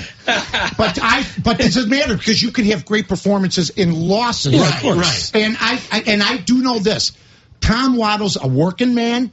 He's a blue-collar guy. But that was a defining moment that I think propelled him into other things. Would you agree, Tom? No, I would say that it kind of personified who I was as a player. No doubt. And I wasn't going to outrun you. I wasn't going to out-athlete you, yeah. But I could outwork you, and I could be dependable. Was that your Madden year? Was that the year you made the Madden team? Yeah. I remember Ditka telling me, I cut Tommy 3-4 times. I go, are you out of your mind? I go, the guy's tough as nails. He's got hands of gold.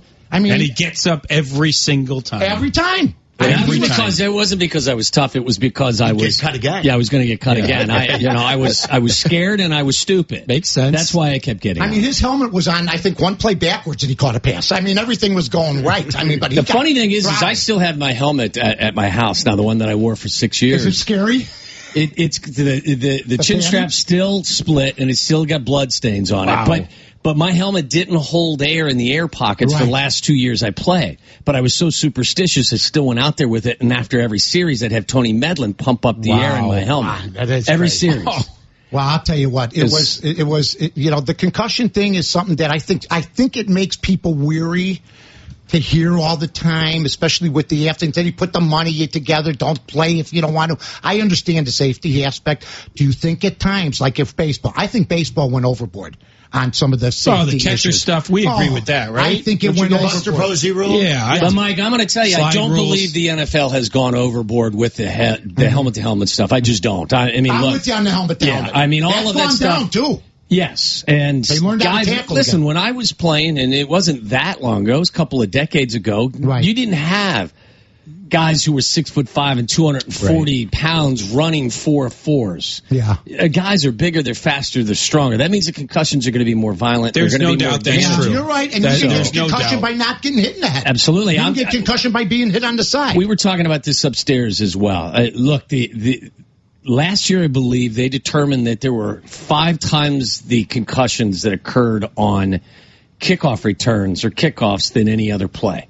The kickoff has been adjusted from a rule standpoint, and I'm telling you now. I'm crying. It's going to be 3 years. I'll give you 3 years, maybe 4, and the kickoff's going to be eliminated. 2021. 2020, whatever it is, they're going to ultimately eliminate next CBA kickoff. Or whatever it is. The most exciting play in football, if you watch highlights back in the day, the most Billy White shoes, there'd be guys. Gale Sayers, who's he averaged 32 yards every time he carried the ball, but you know what? I think it's like taking away the triple in baseball. I do. Think about the Bears' last Super Bowl. If Devin Hester doesn't, it's the best play of that Super Bowl. He's not going to the Hall of Fame, Devin Hester, if he doesn't. Well, a lot of people don't think he's going. We do. He probably doesn't have a job. Sylvia and I believe that Devin Hester's a Hall of Famer. How is Devin Hester Carmen and not going to the Yurko Hall are of Fame? adamant against. He won games for you. Yes. He ran back field goals. Yes. Missed field goals. This guy, I saw Gale Sayers play. Gale's the best I ever saw as far as getting away. But as far as speed, blind speed, he wouldn't be. And here's the thing: you compare him to other people that did that job. He was the best in his the era business. at that job, and those are the type that make the Hall of Fame. Well, you know what I'm saying? Yurko, though, argues that those guys in general shouldn't be in. That's a different argument. Tasker doesn't want him in. Right. Doesn't want kickers or punt. Didn't want Ray Guy in. Right. He doesn't think Devin Hester should be in. Well, you can make that argument if you want. Look, he says that an every down player on the line a legend. gets far less notoriety than a specialist. But I think specialists deserve recognition in their own way, Oh, my God, it's crazy. It's like relievers don't deserve to be in the Hall of Fame. That would be the same thing. You're Dennis Eckersley. He doesn't deserve. He only pitches 1 inning. Are you kidding me? Think about all the less first downs that Rex Grossman or Kyle Orton didn't have to pick up because Devin Hester gained an extra 20 yards on a punt. Rex Grossman could walk into a bar in Middle Tennessee. I don't know why I mentioned Tennessee as the state.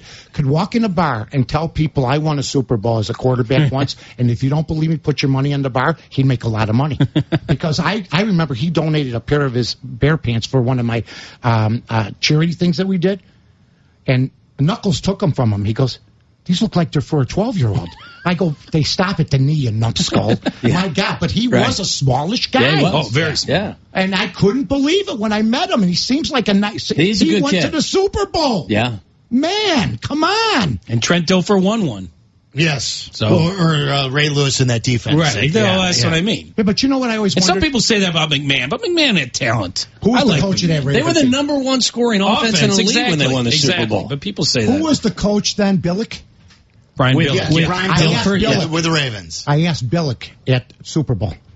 I go, what is it? Because you're an offensive genius. You got rid of Trent Dilfer, who did the right things, and you want to sign Elvis Gerbach. Remember that Elvis Gerbach? He looked at me like he wanted to kill me, which wasn't new. From Albert Bell to they wanted to all kill me, but it was the truth. He didn't have an answer, really. Yeah. He goes, well, we want to open up the offense more. Why would you want to do that? Trent Dilfer that year, Tommy and Mark did nothing but not make mistakes. Right. He played. But those coaches are always going to side with a guy that they believe has greater upside. And it's just the way it's going to be. Coaches too, right? Yeah, I mean that's just the. Look, how many times are you going to win a Super Bowl with a less talented quarterback? You're always going to go. That's the anomaly. Yeah. I mean that is the exception to the rule. Now, you can make an argument that if you'd kept the guy in place that didn't make mistakes, maybe you would have won a second one. But you're never going to get a coach to side with the guy with less talent over the kid that's got more. Think about if the Ravens would have let go Joe Flacco. Maybe they should have. Yeah. He won a Super Bowl, but, I mean, has that been money well spent? No, but I'll tell you this, the Gerbach thing didn't work out. No, darn sure. And I want to ask you guys, because I haven't heard your opinions on this, on Trubisky, because there's a lot of people. I heard today that for quarterbacks under 25 years of age, he didn't get a vote for a guy that's going to end up being good. So there's people in the nation that aren't rating him as highly as I was a big Deshaun Watson fan. Here's the question. So was I. Is it fair to compare those two starting this year? Yes, of course. Yes, of course. You know what I mean? Well, because you got to he doesn't have injuries, Deshaun Watson's the man last year. I agree. And now even coming off the injury, I want to see what he's going to do compared to Trubisky. Houston had no offense, and all of a sudden Deshaun Watson comes in and throws 19 touchdowns. I was big. Cap and I argued about it every day. By the way, you're listening to ESPN 1000 WMVP AM Chicago. But I will say this. You know what? I've learned to be 20 plus years in. I've had to. Still learning. Just never get it. For several years, I had to write it down and read it off this sheet of paper. They have it handed to me by them. Yeah, exactly. But, it's really weird. I mean, personnel moves. People don't talk about. I think personnel moves in football can be One move can be damaging to a football team. Look, and everything changes. If you look, Deshaun Watson, I mean, I actually watched the All 22 on a lot of his games. His first two games were very, very average. His last four games, in his fifth game, I think he had 4 touchdowns and 3 interceptions. I forget who they played. Was it Seattle? I think it was Seattle. Whoever it was. I mean, he made some mistakes, but he made some plays. I think he ended the season 19-7, 19-8. 19-8. Pretty good. And really there were moments where you put the film on, you go, that kid is unbelievable. And then all I heard before that was that they didn't have a lot around the quarterbacks of that team. They have three quality receivers. I mean, you could say DeAndre Hopkins is as talented as any receiver. And that's why I asked if we can start comparing them. Do the Bears now have enough? Absolutely. And Trubisky and they have an offensive-minded coach. Right. Yeah. So it's his first full year. Look, he only started 13 games. So in college. were you saying Deshaun? From what you looked, he's for real? No, what I'm saying to you is, if you put on the film of what Deshaun Watson did in his small sample size. It was really impressive. It was. He's quick. He knows he's perfected the position. By that I don't mean he's going to be perfect every time he's out there, right. But he's perfected the nuances of all of it. You guys talked to Dabo Swinney when that day he was at Wrigley. Yeah. He will go down with the shit believing in him. I mean, more so than your normal. He said before the draft that he was the best player in that draft. He did. But my point is with Mitchell Trubisky, you put on the film, and he hasn't perfected the basics of the quarterback position yet. His best game was a preseason game, I thought, last year. Yeah, I mean, and look, that doesn't mean I'm not optimistic about it. Exactly. I mean, but if you put the film on him, Mitchell, and he didn't have the talent around him that Deshaun Watson did, but he doesn't play the position as smoothly yet. It's interesting, though. But Deshaun Watson was a 3-year starter. He was on the biggest stage in college football the last 2 years he was there. At Clemson? And he took an NFL caliber defense in Alabama and shredded them. Right. Yet it's the other guy with less experience, less success that gets picked third. Well, I'm not an second. And I still don't know what the trade was. I'm no expert. It's just interesting. That's all I'm saying. But my point is that when Deshaun Watson got to the NFL, he was light years ahead of Mitchell Trubisky. So it's an unfair comparison, in my opinion, initially. Because Bill Parcells said, Tommy, you never take a quarterback from college that's never played at least 30 games. Watson played over 30. Yeah. Trubisky's played 13. And the receivers that he's got, let's talk about that. Between the four of them, they've played a total of 325 plays in the NFL. Now, Are we going to look at the receivers? You mean from last year? Yeah. The Allen Robinson's been hurt after 1 year. Yeah, he has. I mean, we really like to go after people with knee injuries, whether it's basketball, whether it's football. Yeah, we no can't question. wait. Yeah. Let's get the top right free agent. Blow with out a your knee, injury. you're our guy. You're in. Jabari Parker, you're in. Let's relive the D. Rose. Zach LaVine, let's go. Well, the quarterback we were just talking about, though, has a second ACL. I agree. That's why. So, I mean, if you want he doesn't have to run a 10-yard out. But he's athletic. But after his first one, he had part of his game though is getting outside of the pocket and the read option, and he'll move more. But he had proven he was past the first ACL. Yes, he had proven that by winning the championship. Now he's got to prove it now. He's second I'm not surprised that initially at all. I was surprised at the level of success that Deshaun Watson had in a short period of time. It's just because it's very difficult to be in your first year and do that. I'm not surprised that he was significantly ahead of Mitchell Trubisky for the reasons we mentioned. Right. He had more work. He had more experience, and he had accomplished more at the collegiate level. So he started with a head start, and he had more around him. It wasn't a great Texans team, but they had Will Fuller, who was a great and they were awful at that position before he took over. Those first couple games, or even the first, was it Savage, just one guy, game. Who was the Tom guy? Savage. It was one game, right? What's Savage's first name? Oh, I think it's Tom Savage. Is it Tom Savage?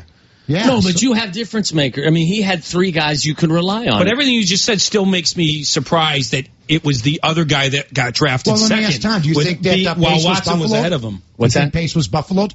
The trade? I haven't heard what the trade was going to be still. Nobody's knocked it down.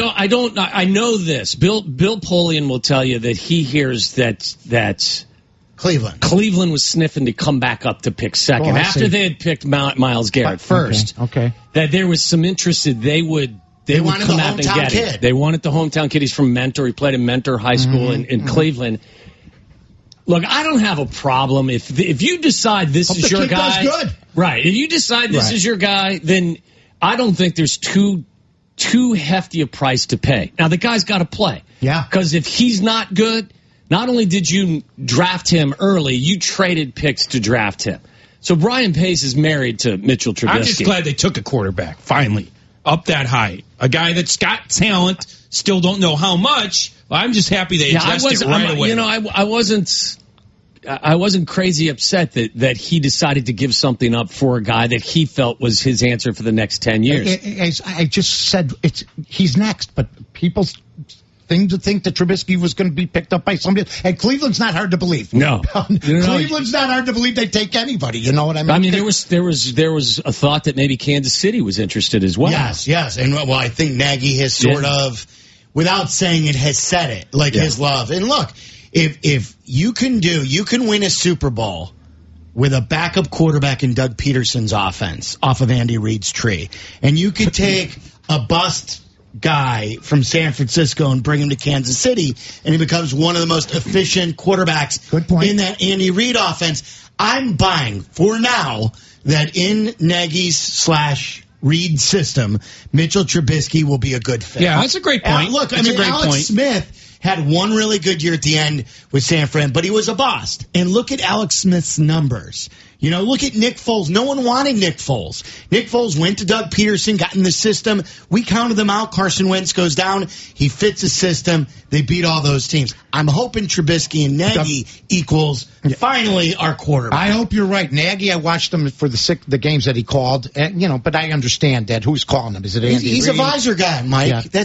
We've never had a visor guy in Chicago. Have we ever had a guy who looks good in a visor? Who was the guy? Steve Kazor used to wear the visor. Yeah, Come on now. He was the Coast Guard. He coached the Coast Guard. Yeah, he was our special teams coach. Ditka wanted to wring his neck half the game. They were buddies, though, weren't they? Oh, yeah.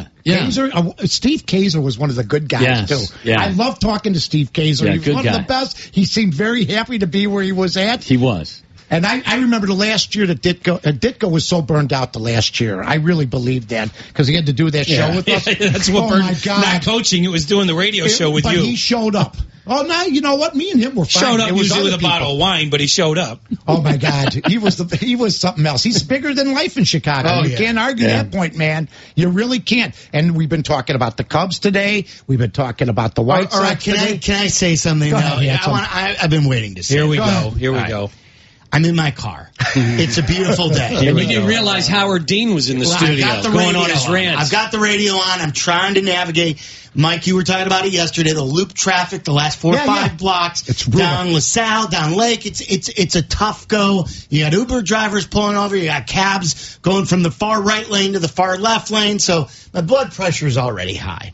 And the next thing I hear, Jesse flipping out. I think, and just by hearing what's going on, I worried that Jesse's kids were kidnapped. The reaction that was going on the radio from the level of anger was like out of the Taken movie. I was calling my wife. I'm like, you're never going to guess. Jesse's kids were kidnapped. Yeah, and then she told me, no, Jesse was just ranting about Joe Madden's lack of respect. I'm with Mike again, so that brings it out because I learned at his. Blame me again because I don't get blamed for anything else. Feet. A good rant. Everything that happened in radio for 25 years was my fault. A good rant is cathartic. I think he was trying to impress you. No. I think because he's back with you, he's sort of saying, hey, mentor, look at me. I agree that I think being with Mike brought it out, but it's been boiling for about 6 months.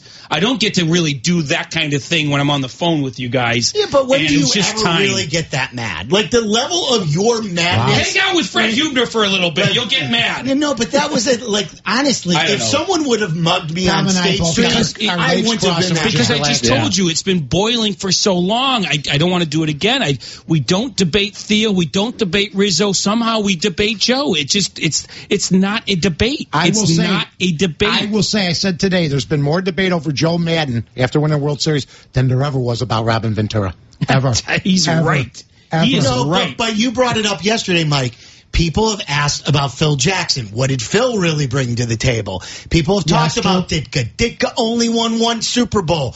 Did Ditka prevent them from winning another one with some of the things? I don't think so, gang. Well, look, we have all thrown. Those are when you're in the spotlight, when you're on top. Yes. People still will. Jesse, I think it's normal. I side with you on Joe. I know you do. I side with him, too. I really do. But I understand it.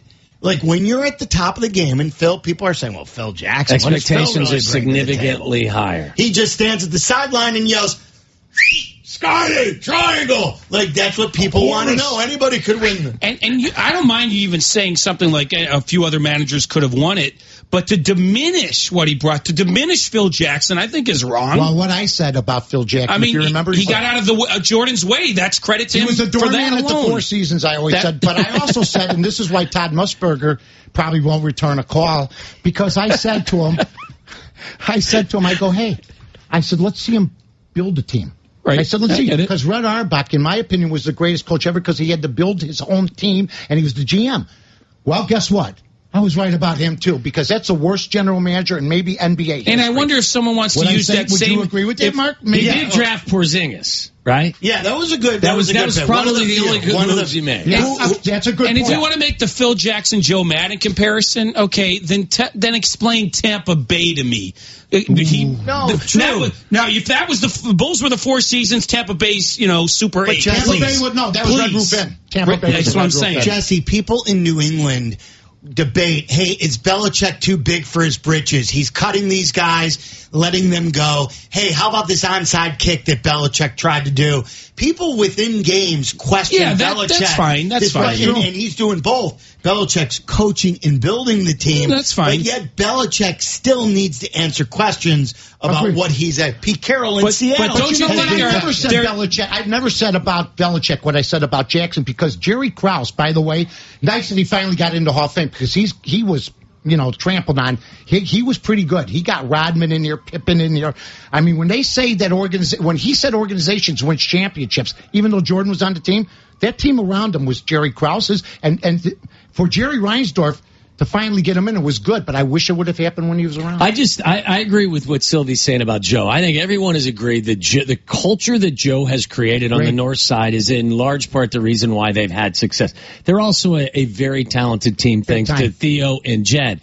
It is not illegal to question some of Joe's tactical decisions. No, that's completely fine, but don't you agree that nobody would debate that Bill Belichick is great. Yes. Don't you agree? There's a contingent. Seattle, even though he didn't run the football, don't you think there's a contingent, a section of Cubs fans that want him out, that do not think Joe Madden is great? Jesse, do you agree or not? Jesse, but now you're pulling a cap here. We've asked the web. What do you mean, Jesse? We've done a Twitter poll before. Is money good? Yes or no? You can't get 100% of people to agree on anything. On anything. We try to get 100% agreement. Is money good? Is money good? It's good. I didn't get the vote. I would have voted twice. Yeah. but I'm telling you, a guy that hosts on this radio station that stood next to me will not say Joe Madden is a great manager. Well, but he doesn't like any managers. Right. He doesn't value managers the way. Right. You know what I asked Fred? And Fred would. I asked him, "Would you like Joe Madden to be the White Sox manager?" Complete silence. And he said he didn't care. He's crazy. Because I'm sorry, you're crazy. I'm with you. Yeah. And look, what Fred said about 2015, I'm completely on the record. The Cubs do not win diddly if Rick Renteria is their manager. Yeah. Same moves happen. Arrieta steps up.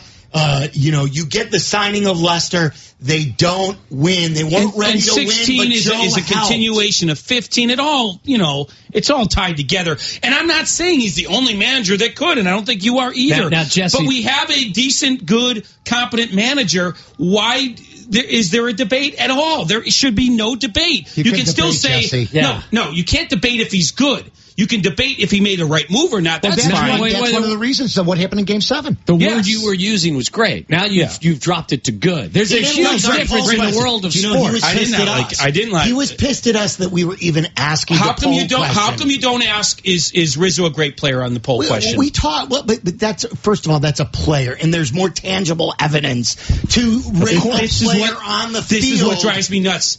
2 different franchises. One of them, Tampa Bay. Don't start World Series. They're going to Michigan. I don't get it. Don't start this. What more tangible evidence would you need? Does he have to manage 2 other franchises to the World Series? I'm with you that he's great. At least then why did you ask the poll question? Because I wanted to see, like you were talking about, the level of appreciation. Well, that's why there's really out there. When you're like these Twitter followers who critique me about they're like, oh my God, that's the worst thing you've ever said. You're like, Sylvie, oh my God, this is the dumbest question ever. I'm like, dude, you're on Twitter. We're talking about for the sports. Record, you know how much I love your show, Tommy. How much I talk about how great your show is. You know that. I didn't like one Twitter question because you don't ask the same question about Rizzo, Bryant, Theo, Jed, anyone else that's had success. It's only about Joe. Is Joe a great manager? Yes. Is Rizzo a great player? Yes. Is Phil Jackson great? You don't even ask that. But we have more evidence with Joe because he did it in 2 different places. He didn't win a title in Tampa. All right, but he got. Let me see Phil Jackson coach the Atlanta Hawks. I was about to say. I always said. What's that? But he was Phil coach the Atlanta Hawks. Given Jordan Kobe. I'm just saying. I mean, players in basketball, it takes one guy.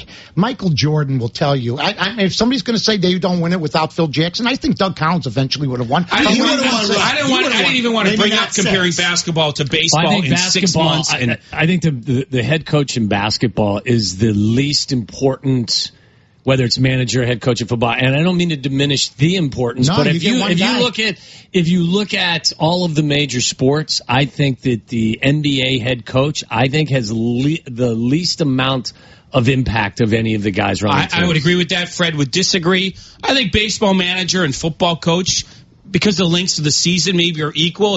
If the seasons were the same length, then I would say football. You know what I'm saying? Like a baseball manager has to navigate the most decision making on a game because you have injuries and everything, man. Every play is coaching. I agree. But a baseball manager has to navigate this long season and spring training and all, everything. But look, your argument about that it shouldn't even be asked. I think nationally, that's my argument. Nationally, and there's another one of your guys, Jesse. Yeah. So don't yell at me like your kids have been kidnapped. Yeah. Steve Kerr, it's been asked, is Steve Kerr truly great as a coach? Luke Walton, look at what his record was when Steve left. I think Steve Kerr's great, but others have asked, is Steve Kerr okay? But nobody had the Tampa Bay thing coming. When he was hired, didn't you guys agree he was one of the best in the game? I would say, so what has his 3.5 years here as manager diminished? If Kerr took the Knicks job, he's out. Right. I mean, he got with a good organization. Yeah. Kerr's back was bad. I love Steve and Margot, and I know him. If Kerr's back, his back was so bad, I thought he was never going to walk again. And then Luke Walton ripped off all those wins. He was back. He got better. And you know what? He knows what he's got. But there's no doubt about that. I can't say he's a great coach when Luke Walton won 40 games, 39 out of 43 with that team. That's a great team. That's you can have the debate, Jesse. Yes, you can. You don't have to act like your children were absconded. Is that a name? I saw that in the dictionary. Absconded. I think you're making bad analogies, but that's a different story. Now you're talking about two different sports. One sport where he even said that. Do you have a second book coming out that you've already written part of it with Joe? I've been around. Be called you're wrong, sucker. You guys just Sylvie, you should know better. Sylvie, you should know better. Dusty Baker was run out of town. Lou Piniella was run out of town. That's not my opinion. Every fan base questions their manager, but you can't question the greatness of Bochy, Joe Madden, or a couple of the others in the game. If Davey Martinez became the manager of the Cubs this year without Madden, would they be where they're at, or would they be? Don't know. Because the Washington Nationals, I don't know, are playing bad baseball, but they have a lot of injuries, and Harper has hit 215. But it's also not just a 1-year thing. He came here as the rebuild was ending, and I don't know. I don't want to. Let me tell you this. We've been on it for 10 minutes. Look, Joe, and you've pointed this out to me, too, a little bit more. My impatience sometimes with the lineup, with playing Almora. Or I wanted a month ago, 5 weeks ago, I admit this. I wanted Hayward benched. Mm-hmm. Right. But Joe, you said it on our show. He doesn't leave anybody behind. He doesn't bury You know where his only stubborn thing was? That was last year. Schwarber. It was a little longer than normal. Ian Happ, Cap wanted him sent down. Think about the first half that Ian Happ now has put up. He's 1.5 offensive WAR. And what if somehow Ian Happ is traded for Jacob deGrom? All of it is, I side tied with you together. in a lot of it, but to ask the question, Jesse, you can't be that close-minded. I just don't think you can debate when a guy's had that much success. We made our whole life. Does anybody debate Anthony Rizzo or Chris Bryant? I guess some do. They could be measured tangibly better. Let me ask you guys: would you rather better than 7 out of 10 years in the playoffs, 2 World Series? Yes, that's pretty good. It's players you can measure in every category. Whether you don't believe in batting average anymore, on base percentage, I get it. WAR, all these metrics that you've got. Jesse, you would also have to acknowledge that he has been the beneficiary of the best offense in baseball the last couple of years, at least in the National League.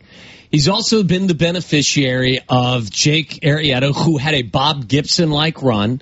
He's been the beneficiary of a lot of... Now, I'm not all diminishing. Of that is part of the culture he set. So I don't want to get into it. I get it. Because Rizzo and Bryant would be good under any manager. But John Lester had the culture. I'll give you an example. Arrieta, a tangible example, was allowed to do what he needed to do to get back to being himself. He wasn't allowed to do that in Baltimore. The manager in Baltimore didn't allow him to do something that Joe did. That's a tangible, direct line to failure to success. From failure to success. Where are most of their pitchers from? The National League. Theo knows what he's doing. I mean, from the American League, right? He brings American League pitchers in against a weaker I'm not National saying League. Joe had anything to do with John Lester. It's about the culture you set. I'm not trying to diminish anything that Joe has done because, again, I don't think... He's a winning manager. Yes, and I don't think most Cub fans, a vast majority, would tell you they wouldn't switch managers pretty much with anybody. But it doesn't stop mean listening to the minority like Fred. Correct. You're listening to a White Sox fan who likes soccer, right? I mean, seriously. I mean, you know what? You can't get worse than that. You're a prisoner of a 162 regular season schedule, right. And you travel with the team, and you're with these guys. And I know it doesn't have anything to do with it, but I remember you before the Cubs were really good. You've been a Cub fan. There's nothing wrong with it. Yeah, I don't see a problem. I have a problem with you, Darvish. I told both these guys well before he was signed about his reputation. Back me up. Yeah, well before. You told us before game 3. About his reputation. I have no problem saying anything, but it's the manager thing that bothers me because I've seen it 5 different times in town. I just don't, but I don't. And 4 of those times it was deserved, maybe. Jesse, I'm just telling you, we sit here for 4 hours a day, and 90% of the people that are true Cub fans, not disguised as some other fans that are just trying to get your... They're trying to troll you. Yeah, trying to troll you. Knowing that you wrote a book. I would say, I'll even say 85% of them they love him. are 100% behind. They're behind their manager. They get pissed every now and again when they pull a starting pitcher or when John Lackey pitches to Justin Turner in a big moment against the Dodgers. Game 6 and 7 were the worst managerial performances ever. And I was told that a long time ago, like a playoff managerial mistake stays with that guy forever. Dusty Baker's had his moments. I brought up Pete Carroll. You don't like my analogies, but Pete Carroll changed that culture. Same age as Joe. Right. Same fun-loving guy. But when he's at the goal line and you have a chance to beat the Patriots and you don't run the ball and with you've got Marshawn Lynch in your backfield. People will always I guess it's a fine line. You question that moment. You question Game 6, but you don't question if he's a good coach or if he's a good manager. I don't think anybody ever said that he was not a good manager, but I do know this. He left people with plenty of ammunition after the 16th season, even though they won the World Series. They said everything. Right. He almost stopped them from winning. That's what right. A lot of people would say. Jesse, when we get back from Bristol, we're going to have a meeting, programming meeting. You're going to let us know what we can debate and what we can't debate. Just so with regard to the Cubs. Yes, please. Yeah. Pretty much anything but that. Wow. All right, guys. Good to see you guys. Mike, great to see you. Sylvie. My man. You got my name right today. Yeah. I wish you would have told me the first time yesterday. It bothered me all night. I couldn't sleep. I got up and I watched a movie on TCM. Who am I at 2:30. to correct anybody? Except exactly. I'm watching a Charles Boyer movie, and B goes, "What's the matter?" I go, "I got Sylvie's name wrong twice today." That's the way Jesse knows. Call me Carm both times. Yeah. Which I love, though. That's just great. That's just perfect. Should have called him Fritzy. Yeah, call me Knuckles. Call me Jix. That was beautiful. Good seeing you guys. Good again, I hope. So we have Trey Wingo coming up. Greeny's in for 4. Oh, he is. Yeah. Good. Greeny, we're going to talk to Greeny. Call Ravitch today from the All-Star game at 5. How about that? And he had the home run derby yesterday. That was some That was show. exciting. That was very exciting. Mike, great to see you, buddy. If you want to weigh in on the whole home run or on the whole argument that Jesse brought up about Joe Madden, 312-332-3776. I thought he was. Allow you. Yeah, I thought he was going to stroke out as well, driving in, listening to him. He almost did here again. I know. We'll build on it. All right.